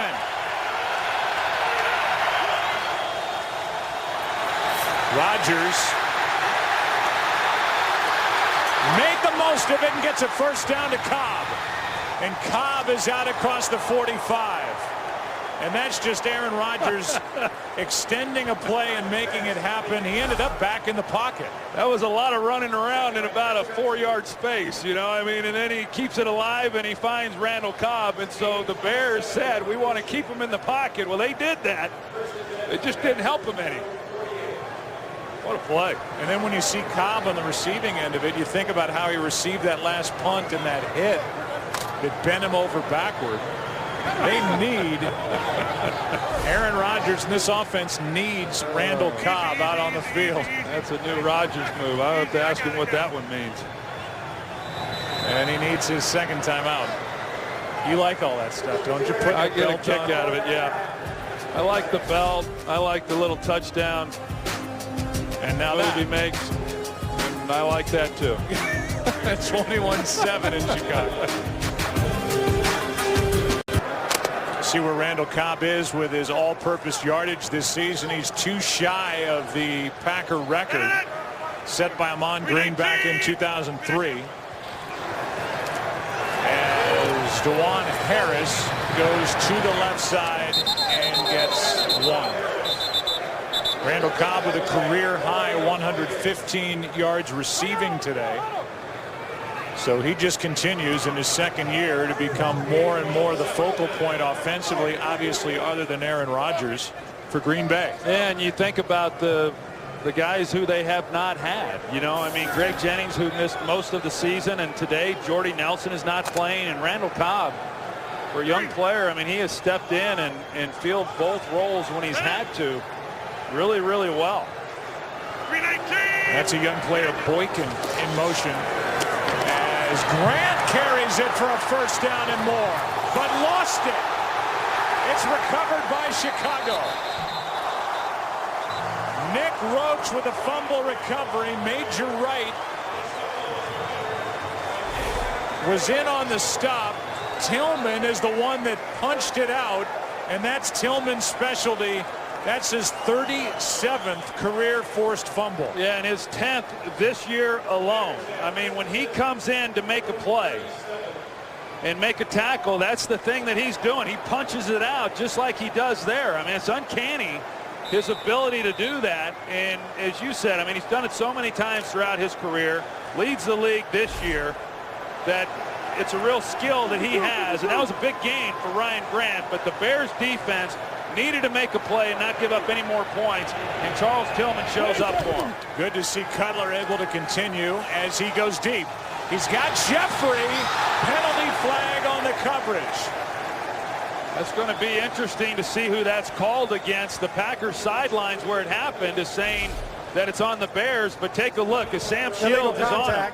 Number 37, defense. It's 5-yard penalty, automatic first down. Well, you can see why the Green Bay sideline reacted the way they did, as Jeffrey got a handful of face mask of Sam Shields. Yeah, they didn't see that because it was clear as Jeffrey was going around him, he grabbed a hold of Sam Shields' face mask. Officials didn't see that. They just saw the contact by Sam Shields. But it's only a 5-yard penalty. It was illegal contact, not pass interference. Yeah, Mike McCarthy can't believe it. He was standing right there. He saw the whole thing. So it moves it out across the 40 to the 42. Play action from Cutler. Good protection this time. Going for the home run. Jeffrey. Penalty flag for pass interference on Burnett. And that'll set up Chicago inside the 5. Well, Jeffrey can really run, and there was no way Cutler was going to be able to get this ball out in front of him. It's underthrown, and that's why there's pass interference then by Morgan Burnett. As Jeffrey's trying to come back to the ball, that's what oftentimes pass happens. Interference, number 42, defense.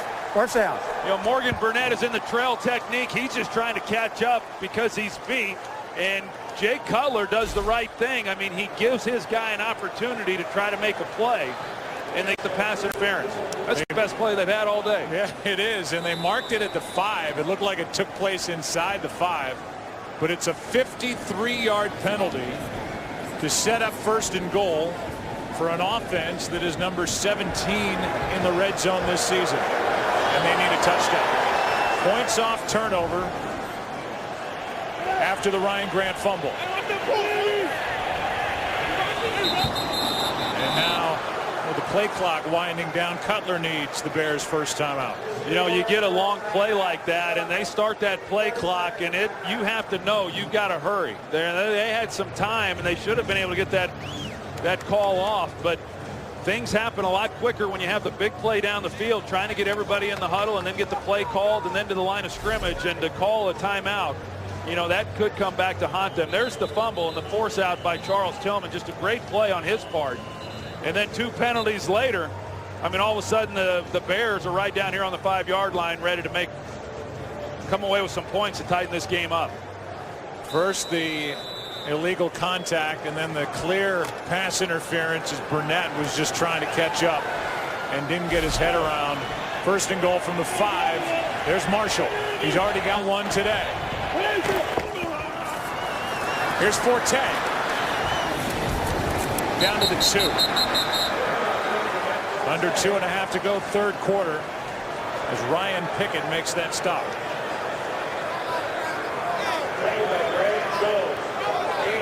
Second and goal.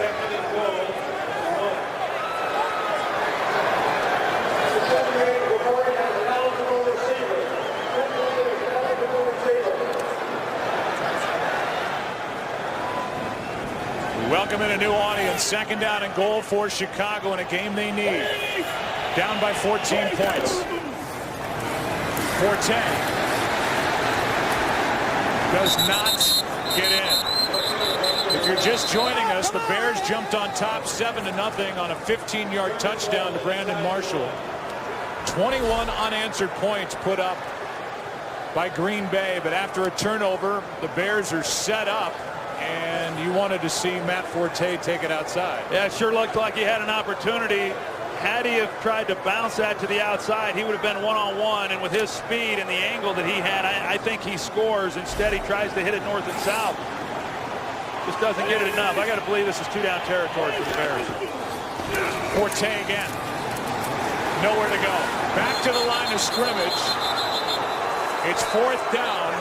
Down by 14 points. Final minute, third quarter. Yeah, I said 2 down. I meant 4 down, and it is for Mike Tice. And you know, they come down here. They're on the 5-yard line. They run it. They get it to the 2-yard line, and they run it 2 more times. They can't get it in. Now fourth and goal. Do you go to the well one more time on the ground, or do you run play action? And I think with the changes and the problems they've had up front, of course now there's no one in the backfield. They're going to throw it, or it's going to be a quarterback draw by Cutler. It's fourth and goal. Forte at the bottom of the screen. Quick throw. Pass is caught for the touchdown. But a flag, and Alshon Jeffrey may have pushed off. And he has. Well, Sam Shields went flying. You're going to see at the top. There was definitely Pass a grab. interference, number 17, offense. 10-yard penalty, still fourth down. That left hand into the chest of Shields for the offensive pass interference. Yeah, now there's no decision to be made. I mean, with a 10-yard penalty, you can't. The likelihood of converting this are next to none, and so you've got to be able to then come away with at least 3 points. So yeah, Alshon Jeffrey, young players we talked about, you know, he got the pass interference that got him to the 5-yard line, but he got away with the one earlier against Shields with the hands to face mask, but he doesn't get away with the one that would have allowed them to come away with 7 points. Brandon Marshall tried to line up along the sideline. The Packers saw him. And I think the Bears were going to try and trick play, and Brandon Marshall came to the near sideline, and the Packers were waiting for it. It looked like it was Jerron McMillan who came out there defending. Now you're going to have either a timeout or a 5-yard penalty. No, you take the penalty if you're going to kick the field goal. And now you think about it, Joe. I mean, first and goal from the 5-yard line, and the Bears are unable to punch it in 4 downs. Now 17 seconds remain, and the 5-yard penalty makes it a 34-yard try for the recently added Olindo Mare. Robbie Gould pulled his left calf last week, so the 39-year-old Mare, who kicked for the Dolphins for 10 years, hits, and it's an 11-point game. But that is a letdown for the home crowd and these Bears after the takeaway by the defense. You can call Star NFL to download NFL Mobile and get coverage of every NFL game this holiday season while on the go, which we all are during this time of year. 12 seconds left in this third quarter, and a golden opportunity to make this a 1-score game goes by the boards for the Chicago offense. And it wasn't the only opportunity that they've had so far in this game. Think back to the second offensive possession by the Chicago Bears. They got the ball, Joe, on the Packers' 45-yard line. They had it on the 45-yard line going in and couldn't even, they didn't move the ball at all. They had a penalty, set them back. They wound up punting from the 45. They didn't get any points out of that drive, and then to get it on the 5-yard line and settle for a field goal, it's just missed opportunity. And I think, you know, you think about this Bears defense and all that they've done here this season. Well, they're going to have to do it again here in this game if they're going to win, based on what we've seen up to this point from them offensively. 12 seconds left, 11-point difference. And the kickoff from Mare with Randall Cobb waiting. He'll take a knee. What's going on in Cleveland? Here's Kurt. Well, what's going on is that Kirk Cousins looks pretty comfortable. This is his second touchdown pass of the game, both to Leonard Hankerson. More importantly, it puts the Skins up by 10 on the road, 24-14. Joe Troy Pan. So the NFC East is wide open. At the end of the day, it looks like it's going to be the Giants and Redskins tied at 8-6. If that holds in Cleveland, the Giants game is a blowout, and Dallas has a chance to get to 8-6 as they host the Steelers later today. Then you get to head-to-head. Those teams have all split. Then you get to divisional record, and that's where it works against the Giants. Here's Green. Got half a yard. And that'll do it for the third quarter here in Chicago. 21-10, Pack on top, trying to win their 6th straight against their rival, the Chicago Bears. Back after this from your local Fox station. Hit in stride. Rodgers for Jones. His second of the day. Caught for the touchdown, number 3. It's been Rodgers to Jones for 3 touchdowns, and now starting at their 20. They ran a play for really no gain. It's second down and long as we start the fourth quarter. Packers up by 11. Rodgers cannot get out of trouble. Almost broke into open ground, but was tripped up. Third and long coming up. And a lot of those rushing yards that we've seen, you know, as an improved rushing attack in recent weeks, some of that's been due to the fact that Aaron Rodgers has been able to create a lot of things, you know, with his legs. He was close on that play, but last week I think he showed what we already knew, Joe, and the run that he had against the Lions. I mean, he's a much better athlete and much faster than I think people realize. Third down and 8. Bears defense needs a stop. Rodgers has all day, and he finds Jones.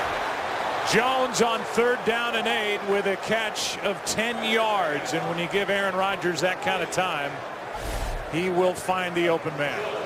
You're going to see the protection that he has in the middle, and he's just moving around, and guys keep it alive. You know, I mean, a lot of times I watch these offenses, and when a quarterback is looking to go somewhere with the ball, nobody gets any separation. You see James Jones. He realizes his quarterback's in trouble. Where's the open space within the defense? He found it, and Aaron Rodgers found him. 319! Handoff is to Green.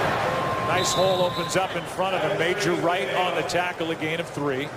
The third down, Joe, has been a down defensively that the Bears have been good. And I think if you're going to, you know, whether it's on offense or defense, you have to win the third downs. And the Bears have been able to do that for most of this season, but they have not in this game. The Green Bay Packers are converting half of their third down opportunities, and it's hard to win football games when you're not slowing people down any better than that. 319! Second down and 7. Rodgers over the middle for Finley. Finley survived a hit and makes it a big play. Major right came in and tried to bring down Finley. Finley stayed upright and gets 31. Lance Briggs, I mean, he's not in bad coverage. Finley is trying to get to the middle. He runs the seam route. Yeah, it's just another perfectly thrown ball by Aaron Rodgers. I mean, it's pretty impressive, you know, each week. And, you know, we've seen Rodgers miss some throws this year that he generally makes, but he's made a lot of great throws in this game. Handoff is to Green. Penalty flag comes in as Peppers made the tackle. Holding number 71, offense. 10-yard penalty, still first down. That's Josh Sitton, the right guard. So that'll back up the Green Bay Packers, make it 1st and 20.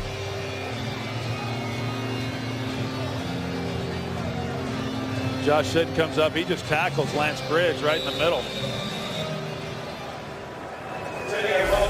I think right now for the Bears, I mean, they're battling the clock. I mean, you're looking at if they're able to keep Green Bay, you know, right now, obviously they're way out of field goal range. But if they're able to hold Green Bay to a field goal on this drive, you know, still a 2-possession game. But they've just got to make a stop so they can get the ball back to their offense and see if they can't get something going. Rodgers too low. Pass intended for Green out of the backfield. 2nd down and 20.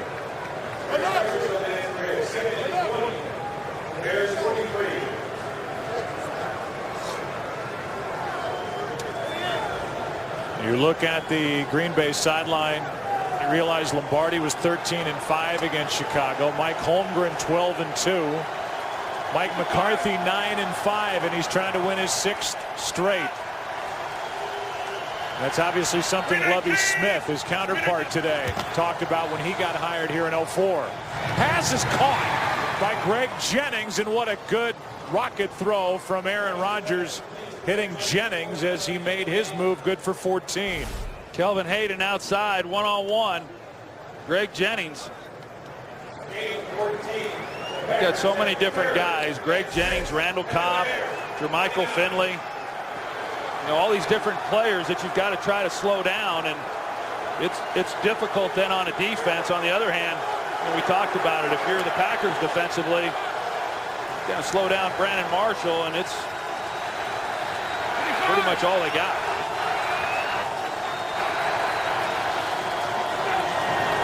On 3rd down, Rodgers going to try and run for it. He lunges, and he's a yard shy. Wooten on the tackle, and Rodgers is a little slow to get up, but up nonetheless. It's 4th down and 1, and Crosby will come onto the field. You couldn't tell if Rodgers hit his head when he did not. I thought he might have hit his head on the turf when he went to the ground. I think he's frustrated with himself for, you know, he'll extend it. You see, he knew exactly where he had to get to try to pick up that 1st down, and he will expose himself a little bit if it means picking up that 1st down. 42-yard try.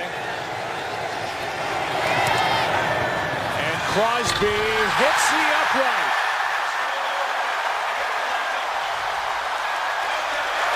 Oh for 2 on the day. And he's missed 12 on the season. Crosby's heard that sound a lot. On Fox is sponsored by Samsung Galaxy Note 2. The next big thing is here. By Bud Light, the official beer of NFL fans. Here we go. And by Chevrolet. From kickoff to the last yard, Chevy runs deep. Realize that the Chicago Bears during the week brought in Billy Cundiff, Neil Rackers, and Olindo Mare to try and replace Robbie Gould. One of those 2 guys may be kicking for the Packers before too long, as Crosby has missed 2 more today. Penalty flag flies. Jeffrey makes the catch, working on Sam Shields, and again it's against the rookie. Pass interference, number 17, offense. 10-yard penalty, still first down. And that wipes away a 7-yard completion to the rookie out of South Carolina. Let's take a look here and see exactly, you know, what happened. And yeah, I don't agree with that call.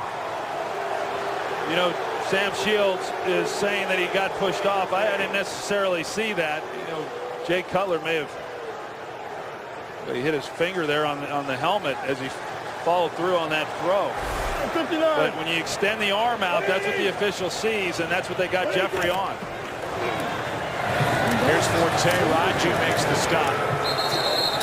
Crowd doesn't like that call. On the other side, you've got Aaron Rodgers trying to walk it off after that tackle when he tried to pick up the first down running it. He came up a yard shy. So he's limping on the sideline. And saying he's going to be all right. Remember that Gabe Karimi's been benched. Former first-round pick out of Wisconsin. The word is it's not medical. He's just standing on the sideline as Chris Spencer is taking over at right guard. That's Forte at the bottom as Cutler is sacked by Clay Matthews. He missed 4 weeks and he comes back and racks up his second sack, and Cutler, his frustration continues. Well, they run a twist on that side, and James Brown and left tackle Jamarcus Webb, they just don't pick it up. I mean, that's what happens when you don't get an opportunity to work side by side that much. As I said, James Brown, I mean, he was on the practice squad just a few weeks ago, and he comes in and they've run that twist now a couple times. We saw it earlier in the game, and it was successful for the Packers, and it was again there. Boy, did they miss Matthews. 2 sacks on the day as Forte has a long way to go. Penalty flag flies as Forte is tackled at the 30, and this offense can't do anything. It's against Chicago. The penalty is, here's the call. An eligible player, number 78 of the offense downfield. That penalty is declined. 4th down. So it's 4th down as James Brown was too far downfield. Well, you talk about this Bears offense and how inept they've been here today. They weren't good in week 2. You know, they had under 170 yards in that game, and they've got less than 150 yards in this game, and they're fortunate if they're back to the line of scrimmage when they're punting. I mean, they're going the wrong direction. They had 71 yards of offense in the first quarter. Fewer than that the rest of the way as Cobb throws it back across the field. The penalty flag is down. Ball is out. Recovered by Chicago. Trying to throw it to Jeremy Ross. The ball comes out, and why up 11 points? The Green Bay Packers are trying to do that. That can't be explained. I don't understand it at all, because you got to look at the totality of this game, and the Bears have been unable to do anything offensively. So just punt the ball or just get the ball and keep it. And they try a trick play here on special teams, and it backfires. Well, there's a flag down, and there's a discussion. And now everything is on hold as we'll get the call from Walt Anderson. But that call makes no sense. The ruling on the field is a backward pass after the reception recovered by Chicago. Holding during the return, number 24, Green Bay. That penalty is declined. 1st down, Chicago. And the Bears are right back in this game, down by 11 because of a failed trick play on a punt return. Yeah, that's an amazing call. You know, Sean Slocum is their special teams coach, but I can assure you everything goes through Mike McCarthy, and you don't see those kinds of mistakes by this coaching staff. And I agree, based on what we've watched here throughout this game, for the Packers to try something like this that has the potential to have a negative outcome, as we see, it just doesn't make a lot of sense. But it's the only way that the Bears get back in this ball game, because they've been unable to do anything offensively. Anthony Walters recovered, number 37, and there'll be a lot of explaining to do, especially if the Bears do something with the ball here. The problem for Chicago is they haven't been able to cash in on opportunities. Well, they haven't, but even if they do nothing here and settle for a field goal, it then is a one-possession game. I mean, you're looking at an 8-point game, and then anything can happen. So at the end of this, unless the Packers are able to force a takeaway of their own, but if the Bears do anything, or even if they do nothing other than kick a field goal, this game just got a whole lot interesting. So from the 16 on 1st down.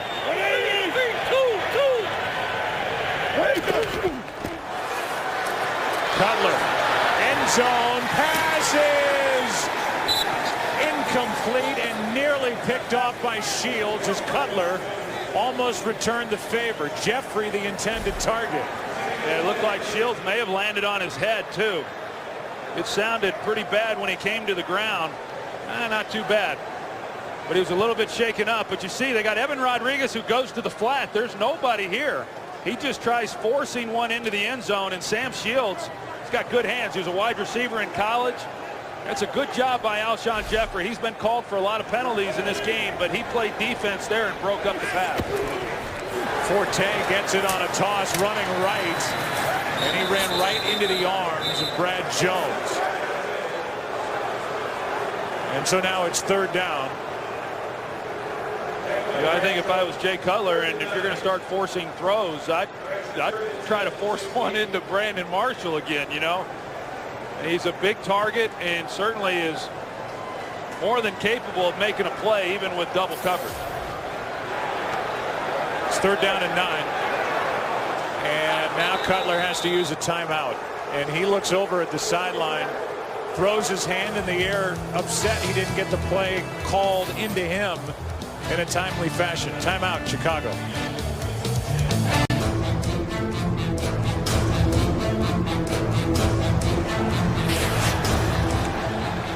It's third down and 10 for Chicago. Pass is over the middle, dropped by Forte. And basically the Bears, after getting that gift from Green Bay, didn't move the ball more than half a yard. Well, and here's why they're not going to Brandon Marshall. They're playing inside out on him, Tramon Williams, and they got Morgan Burnett. And so there's just nothing there, you know, unless you put one high and let him try to make a play. But that's what the Packers have been doing. They went to the right guy in Matt Forte. He's one-on-one. They just failed to, you know, that potentially could have been a big play, but not a lot of separation and not a particularly well-thrown ball either. This to make it an 8-point game. 34-yard try by Olindo Martin. And he's 2 for 2 from this distance. 8-point game. The turnover into 3 points for the Bears. 21-13 in Chicago.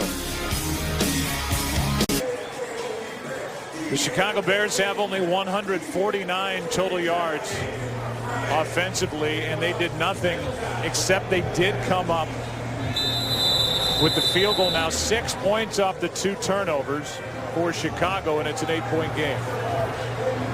Mari will kick it away.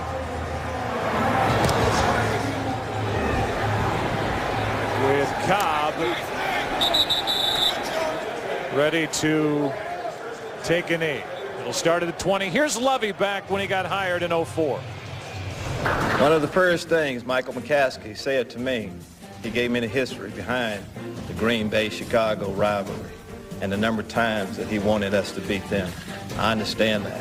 The number one goal we'll have is to beat Green Bay.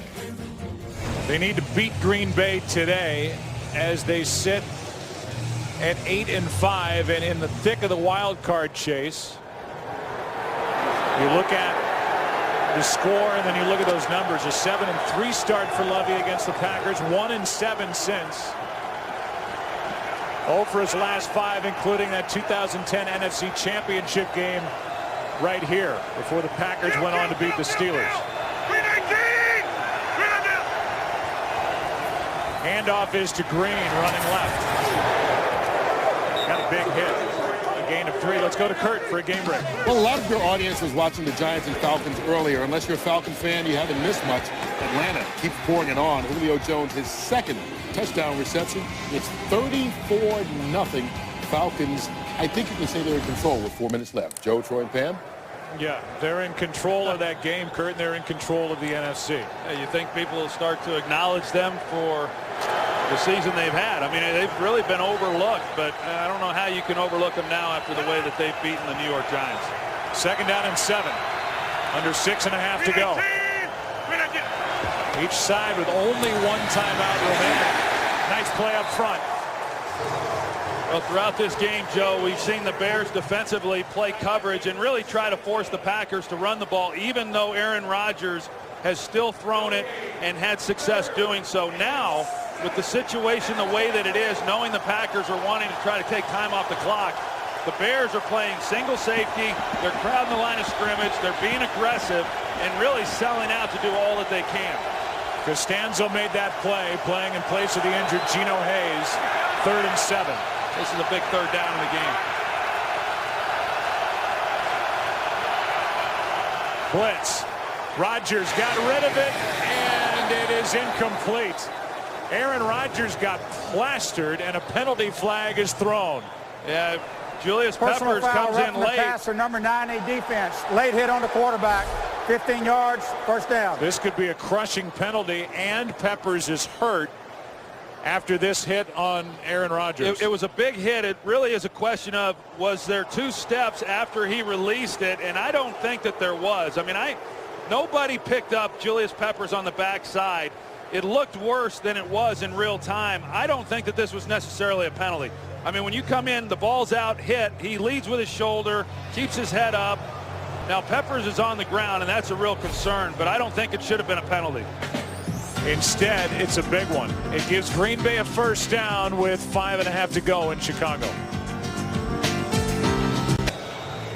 Peppers appears to be okay, but the penalty really hurts Chicago as they were in a position to force a punt, but the penalty for the unnecessary roughness on the hit to Aaron Rodgers allows Ryan Grant a carry on first down. Grant gets 5, and we go back to this hit and the penalty against Peppers. Well, we had a chance to talk to Mike Pereira. He felt that it was the right call because Julius Peppers leaves his feet. I disagree with that. I felt that he came in, and I know Aaron Rodgers has conversations with these guys all the time and says, hey, was that really necessary? And I think that it was. I mean, Julius Peppers is coming in. He's trying to make a play. He lunges because he's wanting to get there before the ball comes out. He hit him with his shoulder. I don't know. We talk, it's debatable every week. I think it's a bad call. 2nd down and 5. Handoff is to Grant. He's to the 45. Remember, only 1 timeout remaining for Chicago. 3rd down and short coming up. Of course, they got Ryan Grant in the game, and we talked about Aaron Rodgers' concern with DeJuan Harris and maybe putting the ball on the ground. The Packers have only lost 5 fumbles coming into this game, none of which came from the running backs. Of course, Tillman forced one earlier, but the running backs have not lost a fumble yet this year. Now, Ryan Grant hasn't been carrying the ball all year either. 3rd down and 3.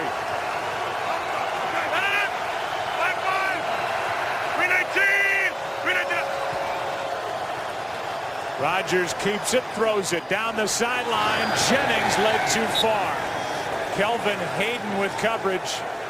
The clock stops. It's 4th down, and the Bears are going to get it back down by 8. Excellent job defensively. A big emotional letdown when they had the penalty on Peppers, but yet 3 plays later they force a punt. So the only thing they give up is a little bit of time, and they give up a little bit of field position. Devin Hester now going back for the return. If the Bears do anything offensively here, it'll be their best drive of the day. Maste will hit it. The dangerous Devin Hester waits. Room for Hester.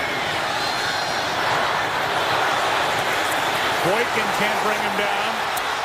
Hester hops out of bounds in good field position to start at their own 32-33 after a 17-yard return by Devin Hester. Join the NFL in celebrating 50 years of the Pro Football Hall of Fame. Golden anniversary. We ask you to come to Canton and join the more than 10 million fans who've made the pilgrimage to the birthplace of the NFL. A lot of worthy people are eligible this year, and one guy who's been eligible for a number of years who has not yet gotten in. Guy who was in the news this week is former Commissioner Paul Tagliabue, and someone who I think is more than deserving, and hopefully he gets in this season. Starting at the 33, Cutler has attempted only 14 passes all game, has thrown to Marshall 4 times. All have been complete, but Marshall has drawn a crowd. Cutler, there he is. Pass is caught by Brandon Marshall, but with his forward progress stopped, the clock continues to wind, and this Chicago offense, which has done really nothing since the first quarter, is asked to go down the field, get a touchdown, and get a 2-point conversion. Yeah, that was a pretty favorable spot. You know, I mean, he lost yardage after the catch and was driven backwards, but even considering forward progress, I didn't think that he had picked up the first down. They say he did, so a first down. Watch the game. At the 44. 4 men on the rush. Cutler has to step out of trouble and throws to an empty spot. Devin Hester was on the ground. Marshall was close. It's 2nd and 10 with 3:02 left. Well, this is street ball at its best. I mean, it's just Jay Cutler looking at one guy. And you feel that if you can buy enough time, that number 15 is going to find a hole within that defense. And it's hard to play football effectively when you've got guys rushing the quarterback the way the Packers are, and then trying to keep a play going long enough to let 29. one guy who you trust get open.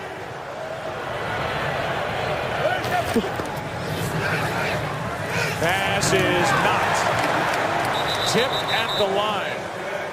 Clay Matthews was moving around. He was stunting on the play, and I believe got his hand on the football. It's just a great play by Clay Matthews. I mean, he's running a twist. He realizes he can't get there, so he just then starts looking and trying to read Cutler's eyes and knocks the ball down. I mean, there's things that the great players do, things that you just can't coach, and they are very instinctive, and that certainly is true for Clay Matthews. It's 3rd down and 10. Under 3 to go.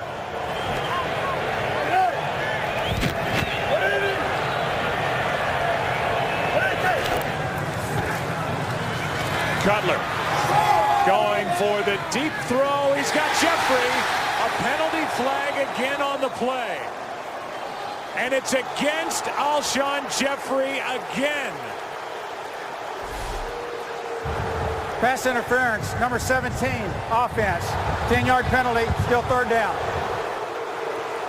Yeah, he just gets his arm. And, there's not enough contact. I mean, you can get away with some contact. But what's hurting Alshon Jeffrey is he's getting his arms extended from his body, Joe. And when you do that, that's what they see and they call it.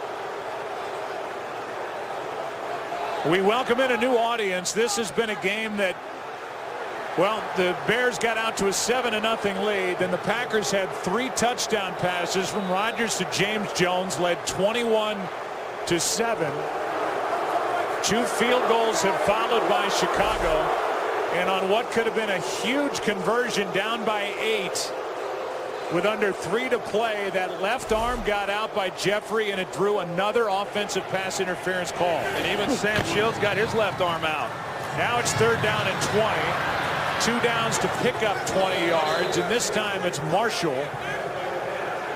Good for 11, so it'll be a 4th down for Jay Cutler, who has only 1 timeout remaining, or the Bears, if they can't rally, will slide to 8-6, further muddying the NFC playoff picture in that wild card chase. It's 4th down and 9. The Packers, with a win here today, they win their 2nd straight NFC North title.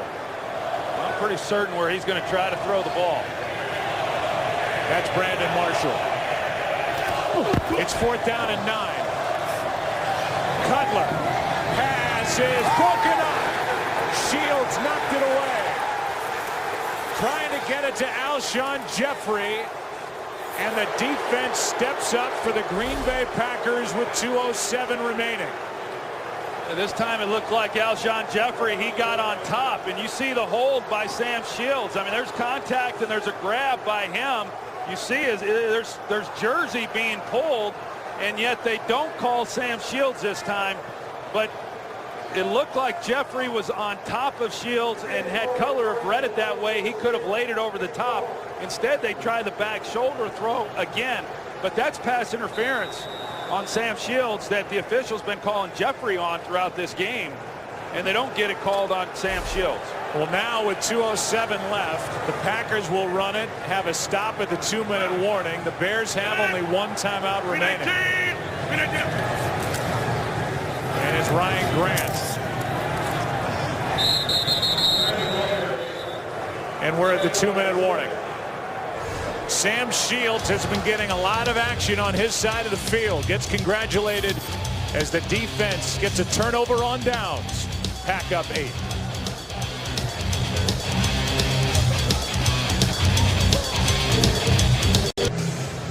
Well, we've looked at the replay a number of times, and Sam Shields got away with grabbing a handful of jersey on Alshon Jeffrey on that 4th down play. No call.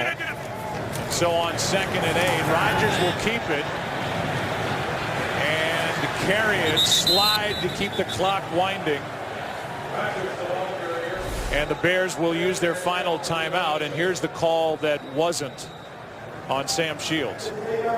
Got a lot of jersey, and the incompletion, the Packers take over, and they are on their way to another divisional title. Joe, that's Troy, and then you think about where the Bears sit in the NFC playoff picture, and you know, teams like Minnesota back in it, and right on down the line, Washington, Dallas playing in just a bit. It's really getting interesting around the NFC. Well, it really is, and it's especially gotten interesting here in Chicago, you know, and Lovie Smith and all the talk about, you know, what's going to happen with him. Going back to that penalty, you know, or lack thereof on Sam Shields, you know, if you're going to call it that close on Alshon Jeffrey, and I think some of those were a little ticky-tack as far as them making some of those calls, but if you are going to call those, you can't then miss the penalty on Sam Shields, and whether or not ultimately that changes the outcome of this game, I don't know. The Bears have been pretty bad offensively, but having said that, the call should have been made. The big picture on the Bears, they started 7-1.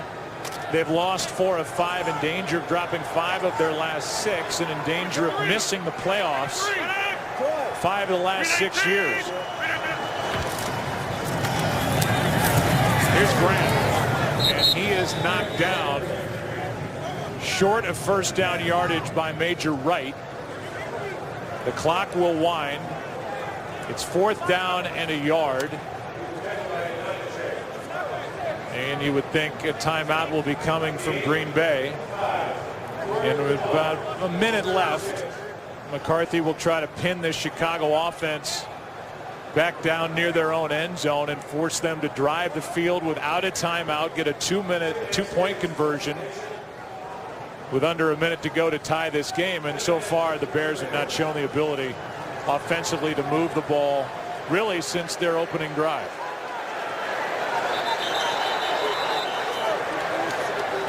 And instead of taking a timeout, delay of game, offense, 5-yard penalty, still 4th down. And maybe McCarthy wanted to. As you look at his body language, it's a 5-yard penalty, but just more room for Mastay to work with. Well, Jay Cutler's going to get one more opportunity, and you know, if you're going to be, regardless of whatever the reasons are, we talk about the offensive line, we talk about the complementary players opposite Brandon Marshall. If you're going to be a championship quarterback in this league, then these are the times when you've got to be able to make plays and put your team in a position to win, and that's just something that has not happened often enough here in Chicago. Lovie Smith saying, I'm anxious to see how we handle this next stretch. This is where a quarterback has to take over. Well, this next stretch, the final 3 games of the season, they're in danger of starting that stretch 0-1, and Cutler and the offense has done little or nothing. How about that play? Mastay gets it down inside the 5. Jared Bush was there for good measure. And like Willie Mays making a catch over his shoulder, I don't think Vic Wirtz punted it, but Bush makes the play going out of bounds, and Mastay, that's as pumped up as a punter can get. That's just doing your job. And special teams, it's not been a good day for the special teams, as Crosby's missed 2, and then they had that strange call on the throwback that really could have hurt this Green Bay team. Well, it still could. I mean, that's the play that makes this drive right here relevant. So they need to go 97 yards and get a 2-point conversion. They start with Forte. No timeouts left. So now you have to get everybody back down the field. Line up. Under 40 to play. Only 2 guys coming on a rush, and Cutler is sacked. They're going to say he was down back inside the 5, and the clock will continue to wind. That can basically end this ball game, and the protection just And advance the ball is not there. Well, I don't even know what Jay Cutler's doing, though. I mean, you look at him, he doesn't even drop back. He stands around a little bit, and get outside the pocket or something, but you can't just hold it back there and think you're going to have the whole day to throw it. Well, here's the game. That's it. That is doing nothing with the ball with that last chance. Forte made the catch. And the Green Bay Packers have won the NFC North for the second consecutive year. They've now won 12 straight against their divisional opponent. And the Bears have lost their last 6 to Green Bay. We'll come back right after this.